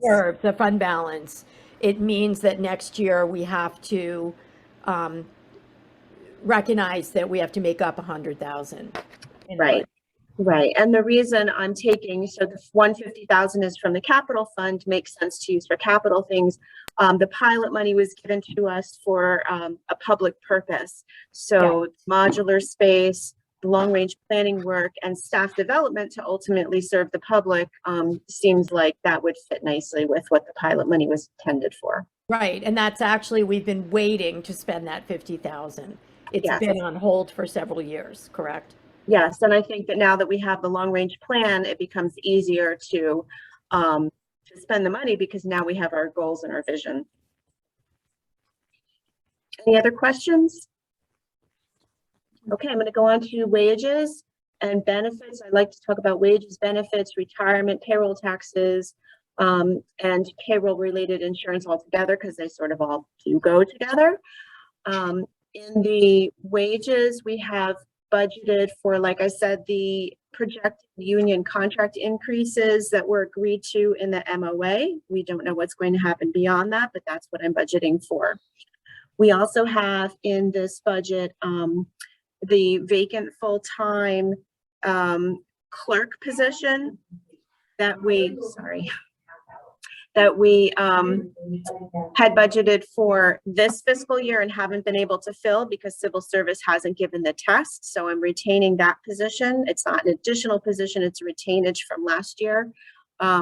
We also have budgeted in that in here the vacant librarian 2 position, which we're currently trying to fill. So hopefully that will be soon. And then also in here, we have another potentially full-time position. I have some ideas about how I want to fill that. I'd like to discuss in executive session because it's pertinent to people. But that's all in there. I also have a couple of other staffing changes, nothing terribly significant in there, which I'd like to talk about in executive session. I will say in the wages, Marie Trapasso and I really sat down and looked at the Circ and Tech staffing budget. We felt that there was, based on what we've seen over the last few years and based on our staffing needs now, we felt that we were budgeting that with a little too many more hours than we needed. So we were able to find some savings in there. And the reason I'm saying find some savings in there is because when I first sat down and did this budget with Bob, we had to find $50,000. We were over budget $50,000. So we worked really hard to do that. I have some more work that I want to do with the department heads on the staffing budgets. Nothing major. I just want to take another look at the page budget with the departments. And I want to sit down with Marie one more time about the Circ and Tech budget. But that's pretty much, it's pretty solid as to what we need and what we want going forward. And then of course, the fringe benefits, the retirement, the payroll taxes, all that stuff comes from what happens in the salaries budget. Does anybody have any questions about that? Anything there? What's the increase in medical insurance percentage wise? Oh gosh, Bob told me and now I'm not going to remember. I want to say it's 10%, but that might be low. I'll get that for you. We had a large increase. I know that Al said the retirement increase isn't large, but we had a very large increase in the retirement this year, $14,000 more than what we budgeted for, which is not a problem this year because we are, we still have unfilled positions, so we have money, but of course it carries over into next year. So it's a large increase that we have to account for. And I'll get the percentage of the health insurance increase. But it seems like it was a significant increase. It was, and I don't know why I'm not remembering it. I should have written it down. Any other questions about wages and everything that's attached to it? Okay. I'm going to go on to outside services. Here's where we find our building consultant, our website consultant, piano tuning, our auditor is here, our dumpster service is here. Here's our long range plan consultant here. Our IT consultant, this is really the firm that we use, NSC, now they're called Logically, they're there. And then architect. So the changes from last year to this year are pretty significant, I would say. We're reducing the web services because I think we've over budgeted a little bit in years past. Plus we were budgeting for something else that I moved into another line. So that's not huge, not as big of a decrease as it looks.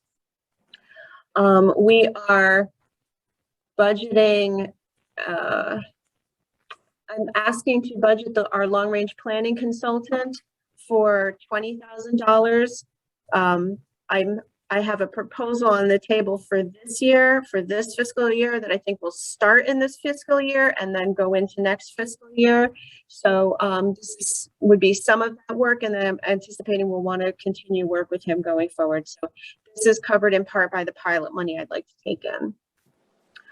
It looks like we've reduced our IT consultant budget. The reason why we've done this is because we paid, we had all of our installations last year, so we used more time for that. We think this $10,000 is pretty reasonable. This is for our retainer service. This is for like the help desk calls that we have to do. This is when Allison has to call Logically to say, we want to add this suite of laptops. Do we need to set it up this way, or do we need to set it up that way? So we think that this is pretty reasonable, but please understand that this may go up depending on what we decide to do. And then architect, bump this up to $30,000, again, thinking that we can pull that in from the building fund as we move ahead in our project. Any questions on outside services? The rest of the lines, when I don't speak about a line, it's usually because it's either static or we base it on past experience. Is our legal services going down next year because we're not negotiating, hopefully? We used a little bit less these past few months, well, this past year, like looking back a year from today, because we did not have as many, we didn't need as much of the personnel help that I needed in the previous year because we had some pretty serious personnel issues and we had all the COVID stuff just happening. We're sort of settled out with that. Anything could happen, but we think that this is a pretty reasonable number. The union contract, we have a pretty solid retainer with that. So that stays pretty steady throughout the years, year to year. Any other questions before I move on? Karen, I'm sorry. I was thinking when we were discussing the long range plan, did we bring up bringing in an HR consultant, or yes, we talked about that, and that's one of the things I'd like to talk about when it comes to personnel things in the budget for executive session. Okay, thank you. That's also something that we can talk about using it like a consultant for. Okay. But using an HR consultant is not in this budget. We use Grant Schneider from time to time. He is an HR consultant, but with him, it's like a few $100s here and there. It's nothing terribly significant. Okay, thank you. You're welcome. But again, that's something that we can put in there if we want. Okay, the next bulk of the budget is library materials. So here's where we have all of our books and some of the things that we lend. So what we're budgeting for this year are the differences this year are the patron hotspots and equipment. We budgeted $5,000 last year. We've increased the amount of equipment that we have. We're budgeting $10,000 for next year. We did get federal grant, or we are getting, we have to put in for the reimbursement, federal grant money, but that grant money is for this fiscal year. So we will need to fund it next fiscal year. And we are hoping to do so. We left the adult books line solid. At first, I thought maybe we should reduce this as we increase our ebooks, but we left it alone for right now. We have increased our ebooks. Each year we increase it more and more. Right now I've got it at $40,000. This is for the adult ebooks and downloadable audiobooks. Right now, about 40% of our circulation is in ebooks. It's starting to change a little bit as people come out. Serials are magazines. E-resources is a change because we used to pay WLS, a portion of that big bill that we paid to WLS covered some of the shared e-resources that we pay into. So now we are being billed separately for that, and we're breaking it out and putting it here instead. So this is offset by a decrease in another area of the budget, and I can show you where that is. That also includes our e-resources that we subscribe to ourselves. Mango is one of them, Ancestry is another. This doesn't include any additional e-resources we haven't added. We were hoping to add one, but I don't think we're going to be able to do it this year. And then the rest are pretty steady. We have, we've been trying to buy more children's and young adult ebooks. We've bumped up the young adult ebook line because we're seeing that they do get popular and they do go out. Children's is a little bit different. They're not as popular for the children's books as for the young adult and the adult books. Are there any questions about library materials? No questions, but I just want to comment that whenever I go to borrow an ebook, I'm, you know, it's like it's always, I'm on hold. I have to put it on hold. They're very popular. Yes, our hope is to get enough so that at least your hold isn't that long, maybe. Okay. Okay, the next part of the budget is library programs. And here is where you can see some of the changes that, one of the big changes that we're making in response to the long range plan is I'd like to fund one of the things that we're talking about doing, and that's the adult job and life development.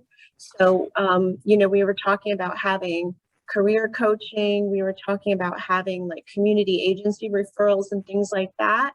We would like to shift some of our money from the adult performance fees, you know, which is all of our other adult programs, concerts, craft programs, lectures, and things like that, which we're doing a little bit less of right now, and it will pick up, and then fund that specific thing in response to our long range plan. The other lines are pretty much very similar to previous years. We did bump up the teen performance fees a little bit to support the grant work that we've been doing, but the previous year's budget also reflects that work. So it's not the full amount. And some of that is going into the supplies line as well. Some of the grant money is going into the supplies line too. Any questions about library programs? No. Okay, I'm going to go to staff development now. Karen, I have a question. I have never asked this question because, I mean, it's a more of a school district question, but the homework help is, I see it went from 8,000 to 6,000, but so is there homework help at the school district or no? When they have their STAR program in place, they offer a homework club, but they take breaks from it throughout the year, periodically throughout the year. So they do have something, but it's not consistent. And the STAR program only just had one partial session this year so far. Okay, thanks. Okay, I'm going to move on to staff development. The big change here is I have reduced printing because we're doing less of it. This may pick up, but we're going to go with it. And I've increased continuing education because we would really like to focus on the staff development efforts that we've been talking about, one of which is the diversity, equity, and inclusion training. We also are really trying hard to encourage staff to do a variety of continuing education. And especially now as things start to open up, I know that the online webinars and things like that are great. And, you know, sometimes you do have to pay for them. A lot of times they're free.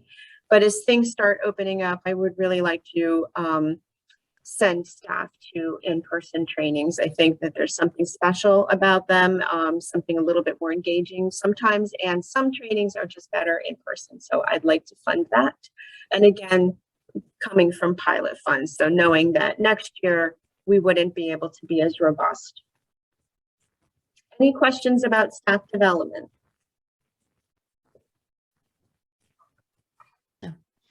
I'm going to move on to repair and maintenance. Sometimes this is a guess right in here. We don't know how many times we're going to have to call the plumber, but we do our best to decide what we think is reasonable. We reduced down cleaning and repairs. Like I said, it's a guess. We're just trying to figure out what we think is best. We did increase HVAC pretty significantly. This line includes repairs, which, you know, could be astronomical or not as many as we had feared. But also in there is for HVAC consulting. So part of that increase is from the capital fund that the capital fund money that I want to pull in. Some things just go up, like the monitoring. The wells is a guess. We don't know. Well, now we have one less well. So, but we never know how many well pumps are going to go in a given year. We just have to budget for something. Roof, that is for repairs. That's not for any of the roofing work that we know we need to do going forward. That's simply repairs. Miscellaneous is just what it is, miscellaneous. The wall, we've bumped it up to $20,000, again, taking from capital fund. And then this right here is the recabling project that we are planning to do next fiscal year, offset by 80% of it paid for by E-rate. Any questions about repair and maintenance? On cleaning repairs, is that largely a reduction in the need for materials that were COVID related? It's not really materials. I'm trying to think of why we budgeted $15,000 last year, because this was an increase. We had increased it last year from the previous year. And I think it was for a particular thing, but I don't remember what that thing was. So I'd have to go back and look. And I can get that answer. Are the seating surfaces and the work areas, desks, et cetera, being cleaned at a schedule that was initiated COVID, or are they on a pre-COVID schedule? Those cleanings are done by our staff, so I wouldn't budget for them there. I'm thinking it might have been the carpet cleaning because that was a big project that we did last year, but I can confirm that.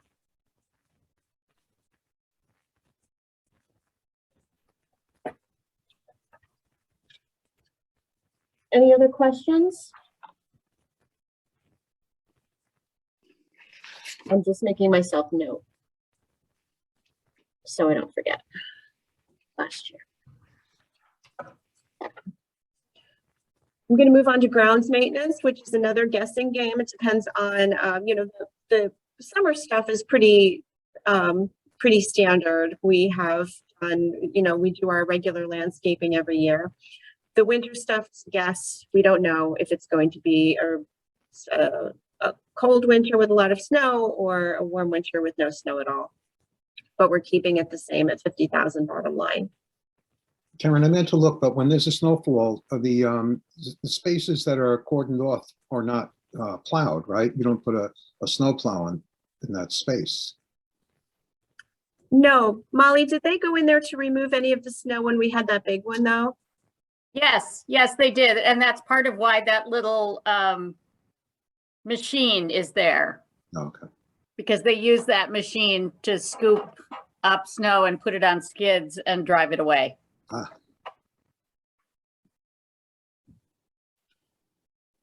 Okay, I'm going to move on to utilities now.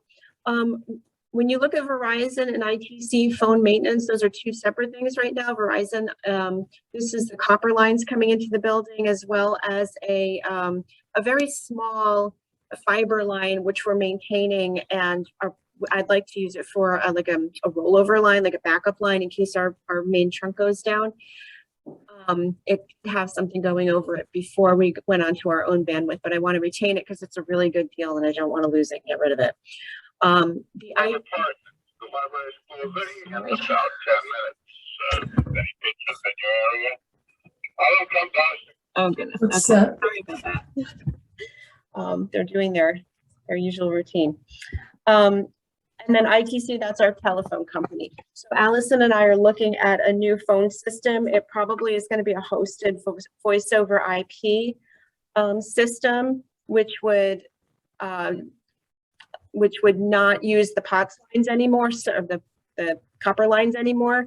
So the hosted phone systems are about the total of these two things together, give or take. I'm not going to change anything right now. I'm going to leave them as they are in the budget. But just know as we go forward, we'll be moving on to a new phone system, hopefully, but we'll try to keep the costs at what we have budgeted already. Water and sewer is pretty steady. Gas, we were estimating this year because this was the first year with our boiler. So the $10,000 was an estimate. We think $5,000 is reasonable. We are bumping up the electricity pretty significantly. We don't know if the high electric charges will be the same in the new fiscal year, but we are budgeting for it should they be. And then broadband, it looks like we're decreasing our broadband, but we're really not. We over budget. We weren't sure last year what it would cost because we were in the middle of our E-rate application. We hadn't gotten the bids in yet. So we budget a little bit more. We are increasing our bandwidth this year, hopefully, but we'll still be within this $5,000. Any questions about utilities? Okay, I'm going to fly right over general office supplies and equipment lease because they're pretty standard and nothing is changing there. Other library costs is where we see some more changes. Equipment general, this was impacted last year, or I'm sorry, this fiscal year we budgeted higher $30,000 because of last year and all of the COVID expenses that we had to incur. The sneeze guards were expensive.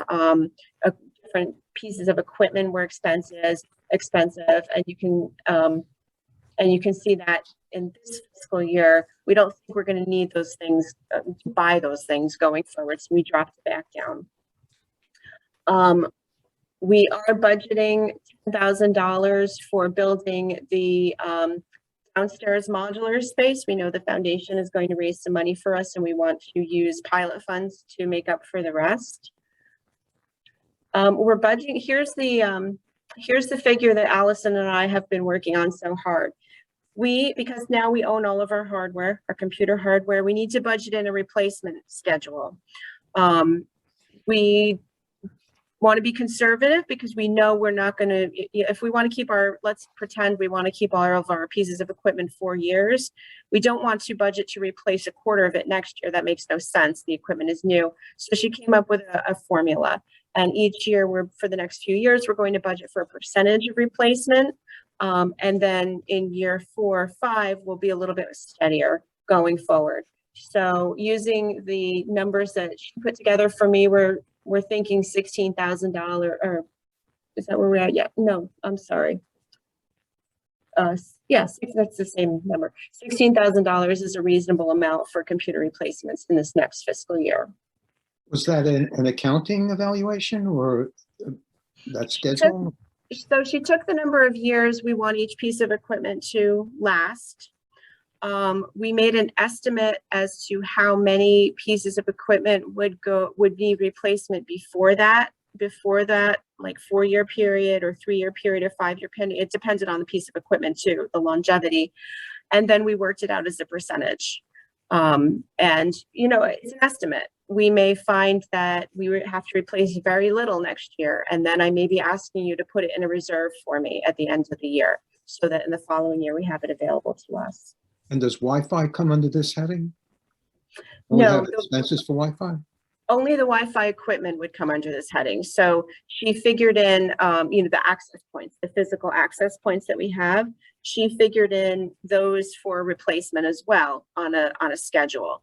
So if we were to replace one of those, it would come from here. The Wi-Fi cost itself is under the broadband that was a little further up in the budget, and also under software licenses and subscriptions, which is a little bit further down here, and I'll get to that.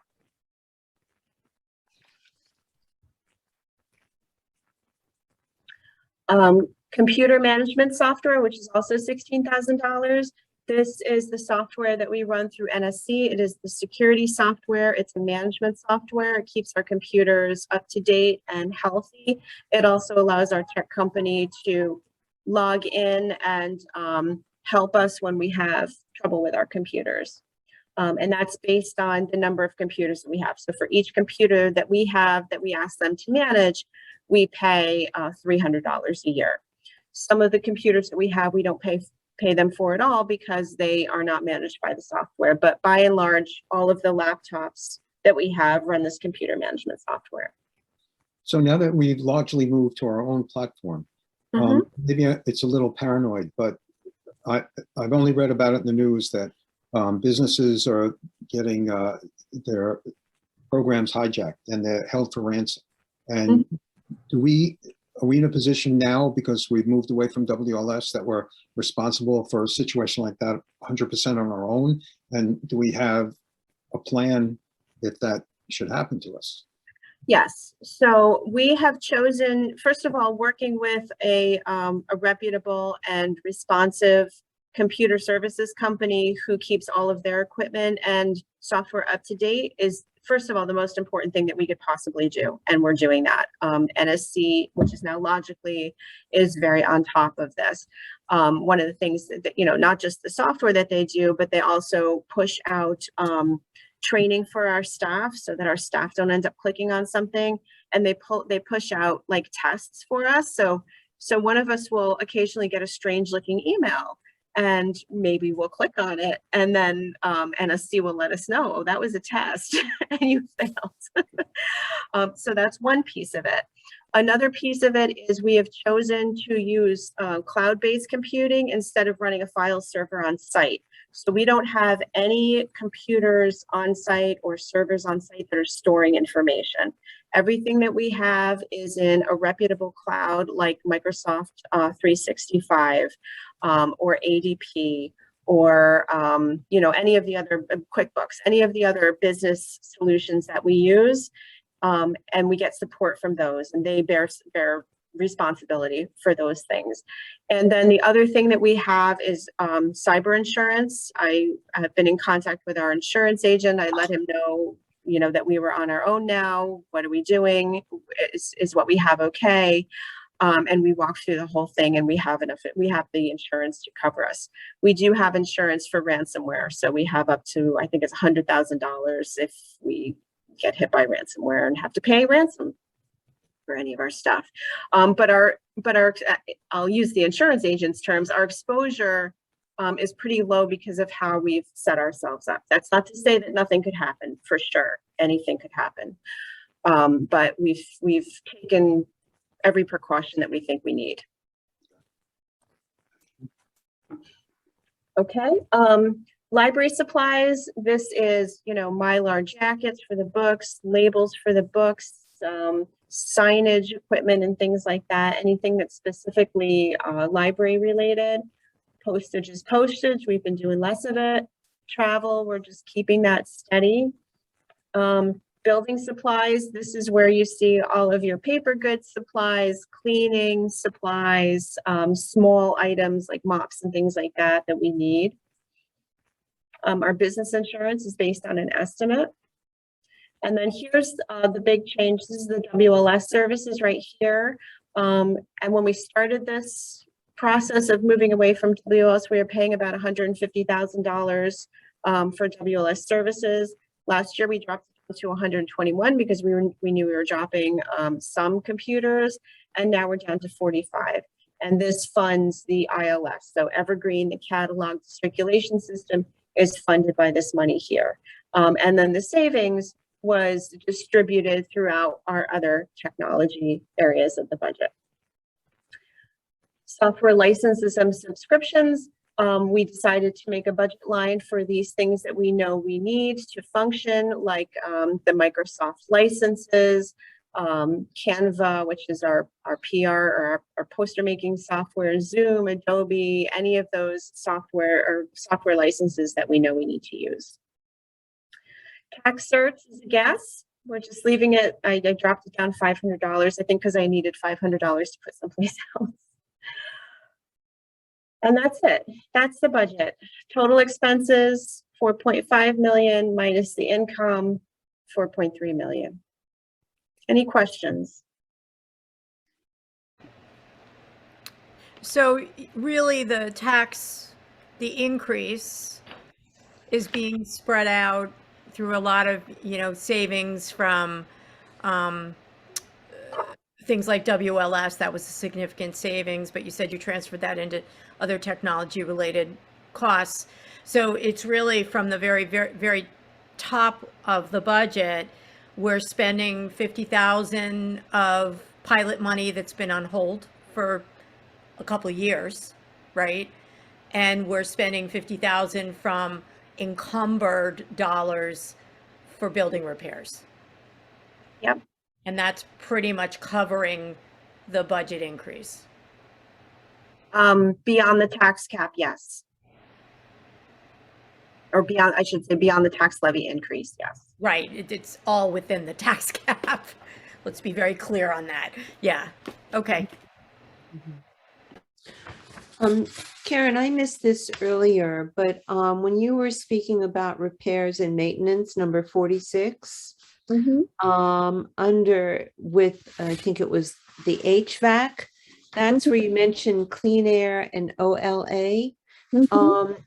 OLA has also been an engineering consultant, right? Is Right. this where their consultant fees will be covered if we? This is where I asked Bob to put their consultant fees for right now. Okay. We can decide if that's the appropriate place for them. We may want to move it to the outside services over here. Yeah. Okay. To make it more clear, but that's where they are. Thank you. You're welcome. This was a challenging budget, Karen. Thank you for working on it with You're welcome. Bob. I'm going to stop sharing now. Is that okay? Okay. Okay. Any other questions or comments at this time? You'll email us a copy of this to me. Did we get a copy of this? I'm not sure I saw. Oh, okay. Yes. I think It's in the email packet. Yes. And we can, if there are no additional questions at this time, we'll move on to the resolutions. We have the first resolution, number 40, the approval of the 2021 audit. Resolved that the Board of Trustees approves the audit for the fiscal year ending June 30, 2021. Entertain a motion in a second so we can proceed to a vote for resolution 40. And we have Amanda and Cecilia. Thank you. All in favor of resolution number 40, please indicate yes by saying aye or raising your hand. Aye. Are there any abstentions or objections? There being none, it carries 7-0. We'll move on to resolution 48, approval of the revised art exhibit policy. And this was read in the previous meeting. Copies are provided in both the print form and email. The resolution reads, resolved that the Board of Trustees approves the revised art exhibit policy as a second reading. Any questions or comments before we proceed to a vote on resolution 48? I'd like to entertain a motion and a second so we can proceed to a vote on resolution 48. We have Amanda and Althema, thank you. All in favor of resolution 48, please indicate by saying aye or raising your hand. Aye. And are there any abstentions or objections? There being none, resolution 48 carries 7-0. Resolution 49 reads approval of the revised use of meeting performance spaces. Resolved that the Board of Trustees approves the revised use of meeting and performance spaces by outside organizations policy as a second reading. Any questions or comments on the resolution? If not, I'll entertain a motion and a second so we can proceed to a vote on resolution 49. And we have Althema and we have Cecilia. Thank you. All in favor of resolution 49, please indicate yes by raising your hand or saying aye. Aye. And if there are any abstentions or objections, please indicate at this time. I'm going to abstain. And we have one abstention from Amanda, so the resolution carries 6-0. That's resolution 49. I'm sorry, 601. Then we can move on to the next page on our agenda, resolution 50.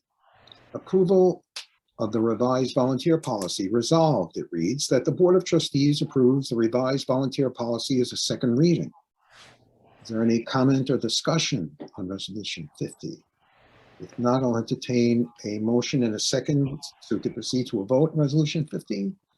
And we have Amanda and Cecilia. Thank you. All those in favor of resolution 50, please indicate yes by saying aye or raising your hand. And do we have any abstentions or objections at this time? There being none, resolution 50 carries 7-0. We have a few more. Resolution 51 reads resolved that the Board of Trustees approves the revised collection, development, and material selection and withdrawal policy as a second reading. Are there any questions or discussion on resolution 51? And there being none, I will entertain a motion and a second so we can proceed to a vote. We have Alice and we need a second. Thank you, Althema. All those in favor of resolution 51, please indicate aye or raising your hand. And are there any abstentions or objections for resolution 51? There being none, it carries 7-0. Resolution 54, resolved, it reads that the Board of Trustees accepts with gratitude the $1,000 donation from Unified Retirement Planning Group of Radcliffe Manor in the name of Peter Gallagher. Karen, was there any discussion or comment that we should have on the donation of the $1,000? The donation is in recognition of programming that the library has done in partnership with the group as a thank you. Terrific. Any comments? Any questions? There being none, I'll entertain a motion and a second for resolution 53 so we can proceed to a vote. And thank you, Althema and Amanda. All those in favor of resolution 53, please indicate by saying yes or raising your hand. And are there any abstentions or objections to resolution 53? There being none, that'll carry 7-0. On the agenda, the last resolution is 54. Reads resolved that the Board of Trustees approves the insights for you. A little premature. We haven't had this discussion. If we can move on to old business, that is the first item under old business. So Karen, I'll ask you to take up the insights for you proposals. Sure. So as you know, I've been in conversation with Michael Holmes. We've been back and forth since the fall, and he had provided an initial proposal to me in the fall, but I needed the proposal to be a little bit different in scope and a little bit more focused. So one of the things that we would like to launch and focus on right now is DEI training for the staff. I think it's important that, this was a huge need in our long range plan. I think it's important that we make sure that we provide a high level of training. We know that Michael will provide a high level of training. One of my hesitations for providing DEI training in the past is because some of it's a little, I'm not sure what the right word is, maybe pro forma. It's like a check the box sort of training. And I'm not really interested in providing the staff with training that is not substantive. This is a pretty intensive proposal because we have so many part-time staff and full-time staff. In order to train the full staff, it isn't realistic for me to provide one set of required training for everybody at the same time. What we have found is successful in the past is if we provide each training session twice, once during the day, once in an evening or on a Saturday, depending on when people are more available, we're able to get more of the staff trained that way. It's really kind of important to me, and Michael agreed to do this training in person. You know, it's possible that we have some sort of virtual option where we record it, but this type of training is, in my opinion, better done and better received in person. So that's what you're looking at. Originally, Michael had talked about doing fewer training sessions. It was the same number of sessions, but it was only once for the staff, and also doing work helping us with our outreach. I think that work is really important too. I just think realistically, to focus on the two things with everything else that is going on in the building in a very short period of time would be setting ourselves up for failure. Any questions, thoughts?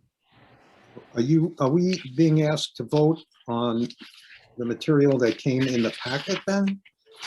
The two-sided page? Yes, Mhm. This is full-time and part-time? yes, And each lesson is being offered at two different times to Mhm. accommodate the schedules, the varied schedules of our employees. yes. And is this a necessary component before we can implement the plan into an action item? In other words, the board has brought up the idea in the past that we did we had the consultant, we did the plan, we published it. How we implemented it? Is this the process by which we'll put it in force? In my mind, this is part of the process. We've been doing other work too towards the implementation of the plan. But one of the big pieces that we were hoping to focus on was staff training in this particular area.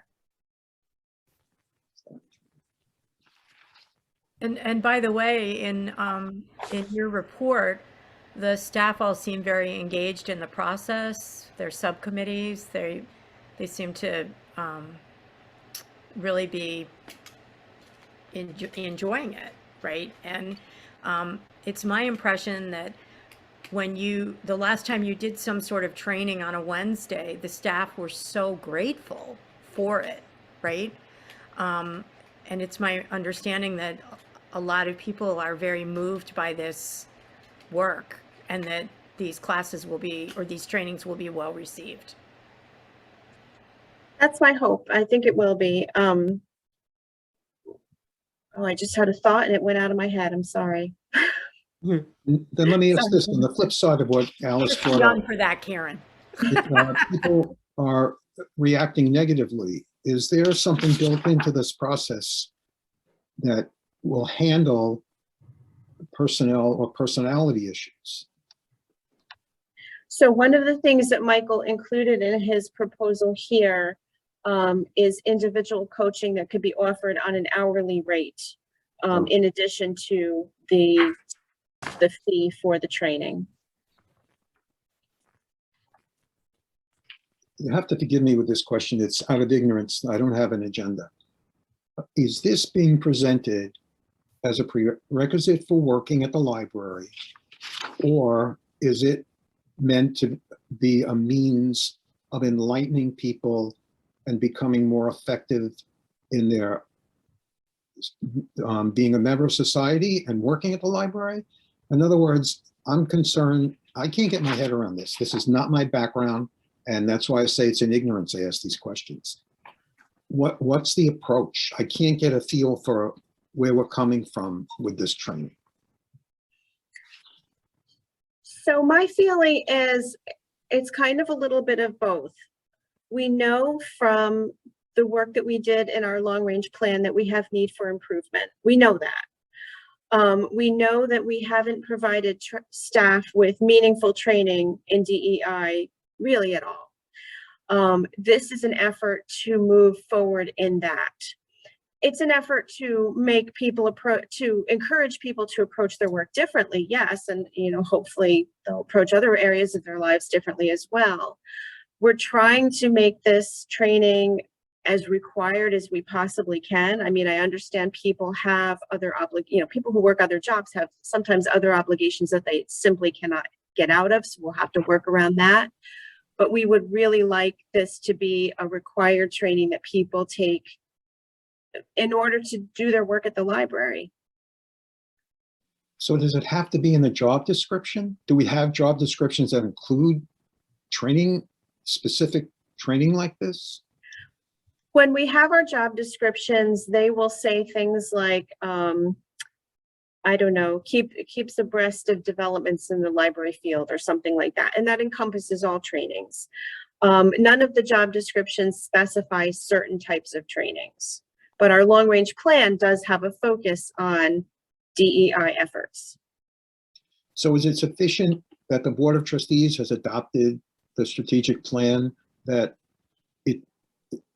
if it isn't stated explicitly, that it's implied that this is the, I can't think of the word, the philosophy of working at the library and what our mission is?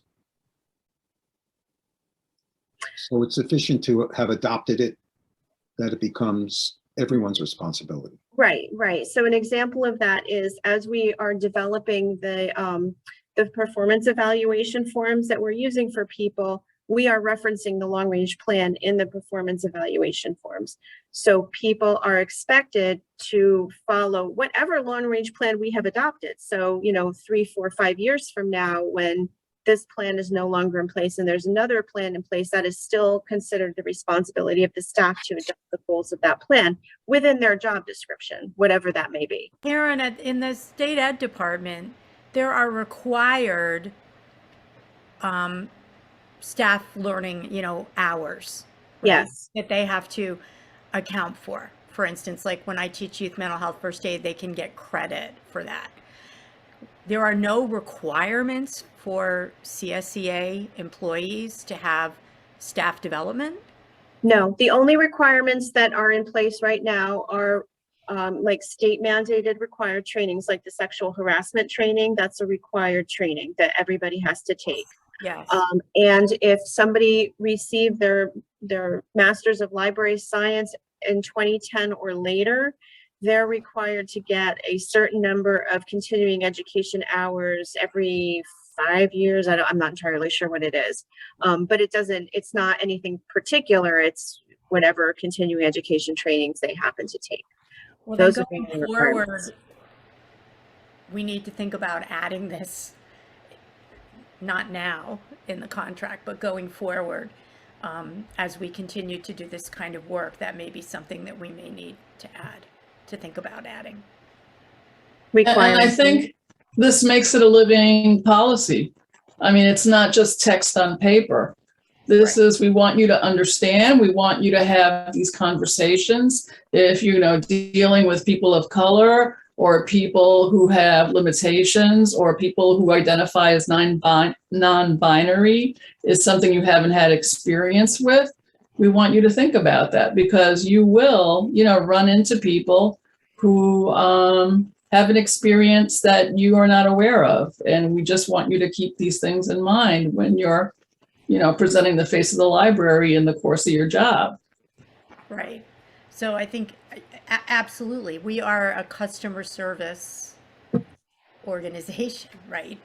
People need to be able to approach their jobs with a certain level of cultural competency. But we might need to consider going forward putting it in our contract, but because the board, stating that the board prioritizes this as part of your job, right? But you can't, my understanding is that most people will be receptive to these trainings. Is that correct? That's correct. That's my opinion. Yeah. Yeah. And one thing I will say is if the board would like to have Michael come to a board meeting to discuss this proposal rather than just going forward tonight, that's okay too. Because, you know, you can get a sense from him about how he would like to approach. Mhm. And also the contract does not include doing board development. No, no. I asked Michael to focus specifically on staff development for this one. Okay. I have a concern and a comment. I have a concern that Michael is coming back to do staff-specific training, and I'm not really clear about what has already been done and accomplished. I have, you know, like a fuzzy idea based on, you know, some things that I recall seeing with Mallory and being done, but not really have a good idea of what has been done since the plan has been put in place. My other comment is that the board, there were board members that were involved in the process, but the board as a whole were not engaged or trained in any way as a group being the board. And so I'm concerned about that because I think that while, you know, it's a good game to talk and say, you know, I support DEI and this is the way that we're going to go forward. What is the demonstration of the members of this board that in fact they do understand what it is, they do, you know how they're going to specifically individually move forward and how we're going to move forward as a board. Kind of support that comment. My concern is not that this training isn't appropriate. My concern is that it's one pillar from the strategic plan. So this training is not the implementation of the strategic plan in my mind. And to me, this outline lacks a preamble. It lacks a mission. It lacks an introduction. It lacks, I know it has intended learning outcome, but it doesn't say, how is this going to shape and mold the library for the next 3 to 5 years or 2 to 5 years? Or how is this fit into the strategic plan if it's truly a pillar of our strategic plan? So I have to endorse that. Even though I was part of the committee that was working with Michael Holmes, this is way beyond any discussions that we had. And I'm having trouble relating it to the plan, or at least how it doesn't even express how this is a component that stands on its own. And it doesn't seem to have come from the plan or in some way down the road expand and enhance the plan and how it'll be implemented. I'm missing the point somehow. Well, Matthew, I think that, you know, I've been through, you know, a similar process in the past, and I support what Karen is saying, that the staff need to be trained. And I agree with what she's saying, that the staff do need to be trained, but because of the questions you're asking, the board needs to be brought into, you know, the whole process, because if the board doesn't understand, then the library as a whole is not going to understand. And when you're trying to make this type of change, if you don't understand, then we have to go back a few steps to make sure that everybody understands. Because it's very easy to nod your head and say, and I'm not talking about you personally, but just in general, when there's a concept like this, that you're trying to make this type of change, it's easy to nod your head and say, yeah, you know, I get it. And, you know, it's good and we can go forward. But what I'm trying to say is I'm not comfortable going forward because I don't think all board members understand the same thing at the same time and are on the same page. I don't see it.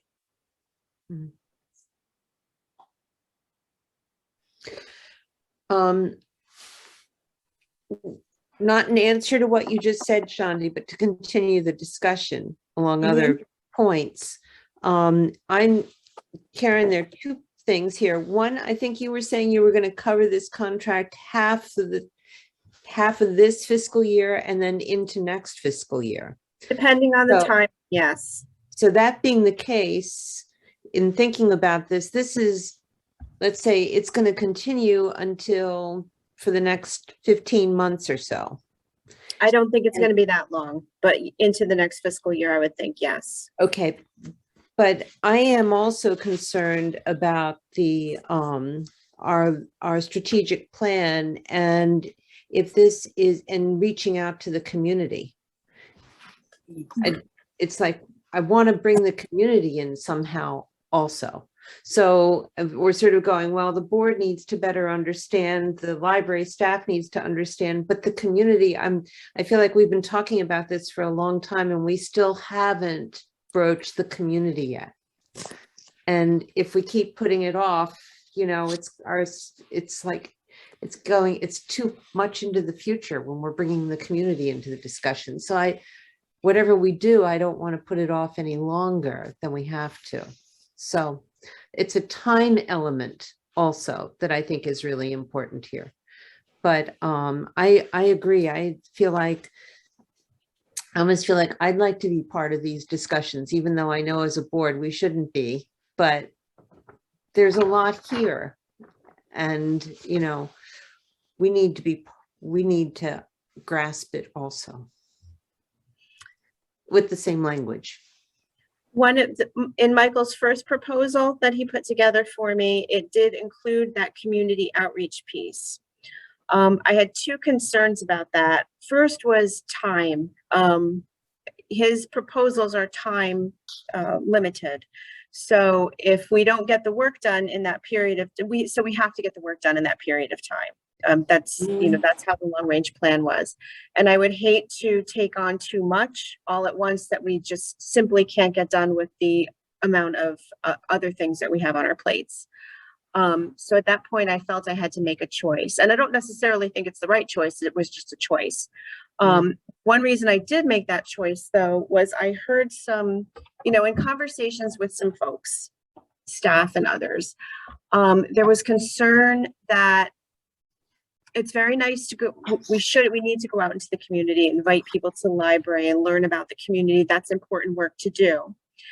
But if our staff are not receiving people into the library in a way that is informed by DEI, that's counterproductive. Yeah. So it's not to say that it shouldn't happen. It kind of should happen at the same time, but you know, it's one of those tricky things. What do you do first? I don't know. Yeah. I would love to say something. It's like my first time talking.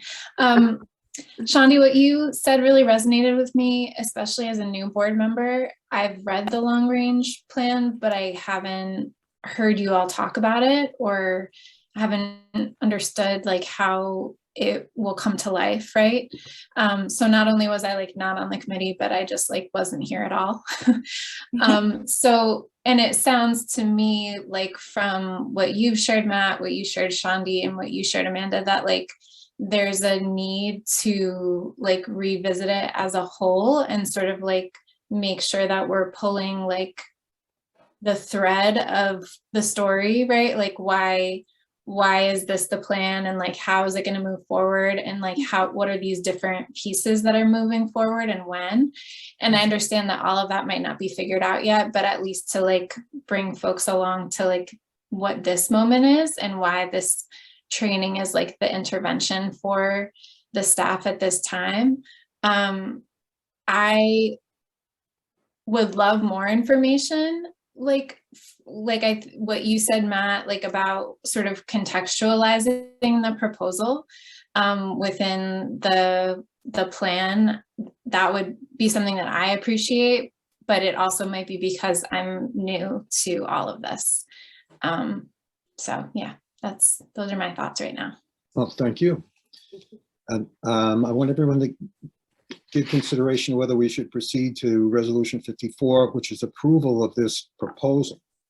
And if you have any additional comments or questions, please bring them up at this time. I know the hour is late, and I don't want to abandon this by any stretch of imagination, but I don't want to push it through if there's thought that we need to visit a little bit further.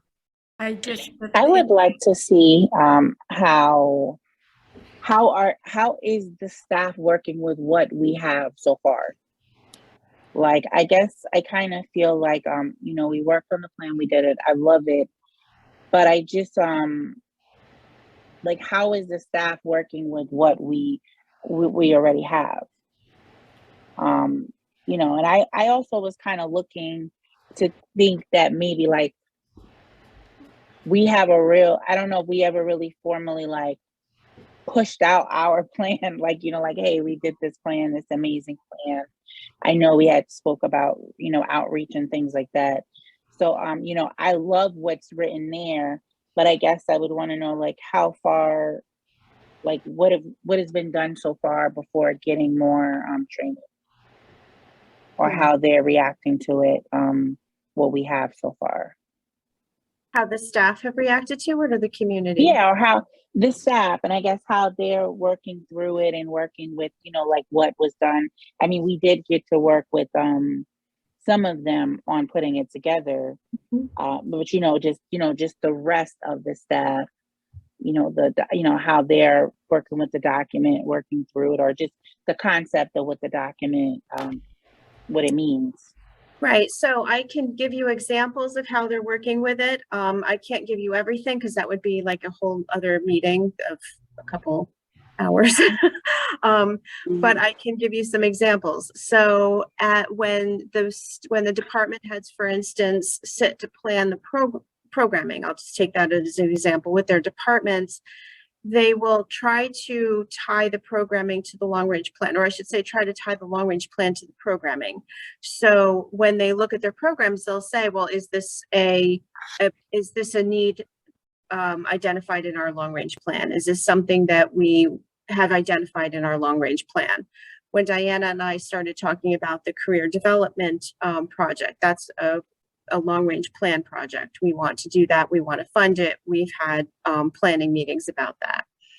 As the staff are working on their collection development efforts, rather than just purchasing the books as they've done in the past, they are looking to analyzing the collection, making sure that the collection is representative of the community. If it's not, what do we need to do to make it so? You know, we have the 3 interdepartmental committees just starting their work on the staff engagement and training, the brand and image, and the other one that I'm missing because it's late, outreach and engagement.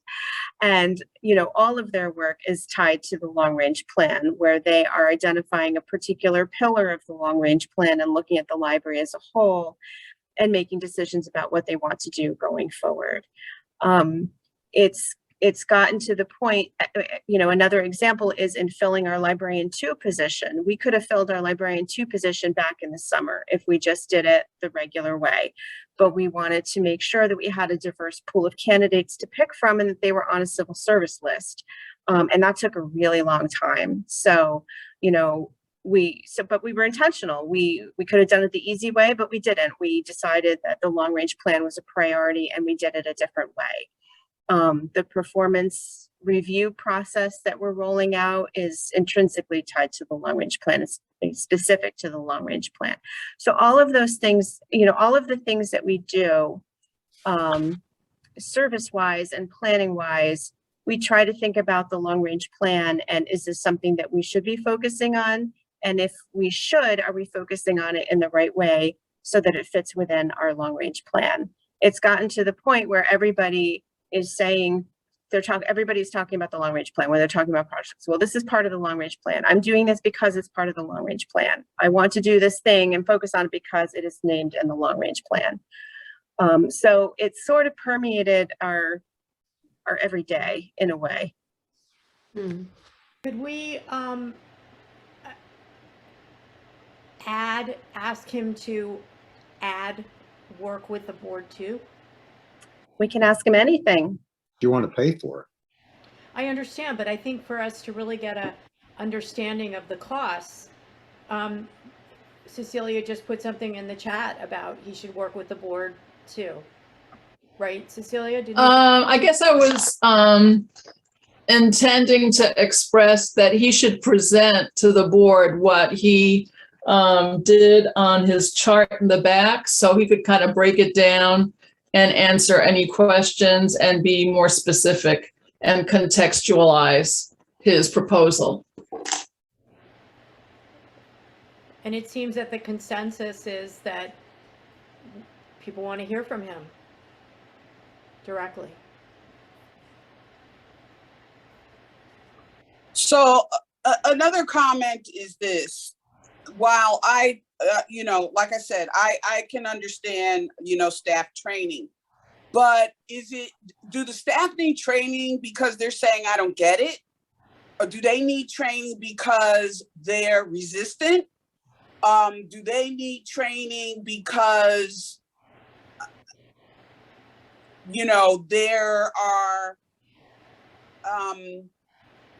it's not clear what the board's expectations are?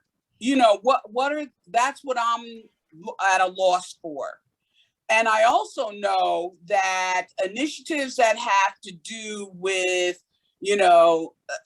diversity, race, you can turn your head and it'll be gone.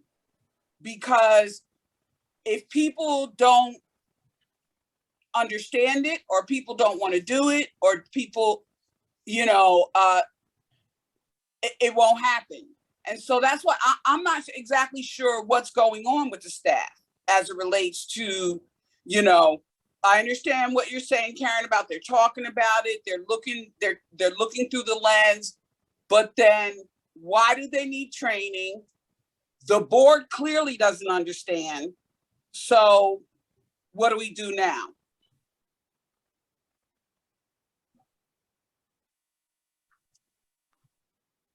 So I can answer why I think the staff need training. And I think the staff need training for a variety of reasons, and each person is not necessarily the same reason. I would say that the majority of the staff get it. And the training would be enlightening, eye-opening, affirming, provide direction. I think that some people are, I do think that there are some people who are resistant, and I would want them to be trained, because I think that they, this is the world, this is our goal, and this is our focus, and they need to be on board with it. I think that there are some people who feel that, and if I were to guess, I would say that there are a lot of people who feel that they are perfectly well-versed in DEI and understand its need, and feel that they are working it into their work, but maybe not so much, but they really, maybe it's a surface level kind of way of doing things. So I think the need is, varied. Okay. But we're being very clear in our messaging that this is something that it's not just one and done. This is something that we'll continually remind people about and have discussions about, because it's our culture. If you don't do that, then it goes away and nothing happens, nothing changes. Well, for the purpose of concluding this discussion, I'm going to ask the board trustees to consider voting on this resolution, and not, as Cecilia referenced, leaving it as something that we're finished with, because we're going to require more details we're going to require more understanding, and whether it's a discussion with Michael Holmes via Zoom in the next meeting or Mhm. before then, something to give us a further grasp of where we're headed. Mhm. So if there are no additional questions or comments at this time, I'm gonna make a suggestion that this be tabled until Michael Holmes can come in and speak to explain what his proposal is. okay, a tabled motion takes precedence. Yes, And- I was gonna suggest the same. Thank you, Shandi. I think that's the right response. And if that's the sentiment of the board, we don't need to take a formal vote. We will then table resolution 54 at this time. Okay. And I don't want to cut off the conversation, but if there isn't anything of a material nature, I will move on. Actually, I'm going to table all of the old business because there are no significant updates unless I'm wrong, Karen. No. Okay. And then we do need executive session, Karen? Yes. And we do. So at this time, I will thank Jonathan and Pam for joining us, and Molly and Karen, and I'll entertain a motion to end the meeting, and Dennis, if I didn't say it, a motion to go in executive session in a second so we can vote on it. We have Alice and Cecilia. Thank you. All those in favor of going to exec at this time, please indicate by raising your hand or saying aye. Are there any abstentions or objections? There being none, it carries 7-0. Karen, we're going to stop the recording. Thank you, Matt. And at this time, we will entertain a motion to adjourn if there are no additional questions or comments, or anything urgent. And we have Alice and Althema. Motion and a second. All in favor, the motion passes 7-0. And thank you for taking minutes, Cecilia. Thank you for joining us tonight, everyone. And we're doing a great job, I think. I think we're moving in a great direction. And I hope to see you all soon. Tomorrow, right? Buildings and grounds. Happy Valentine's. Bye, Take everybody. care. Have a good night. Bye.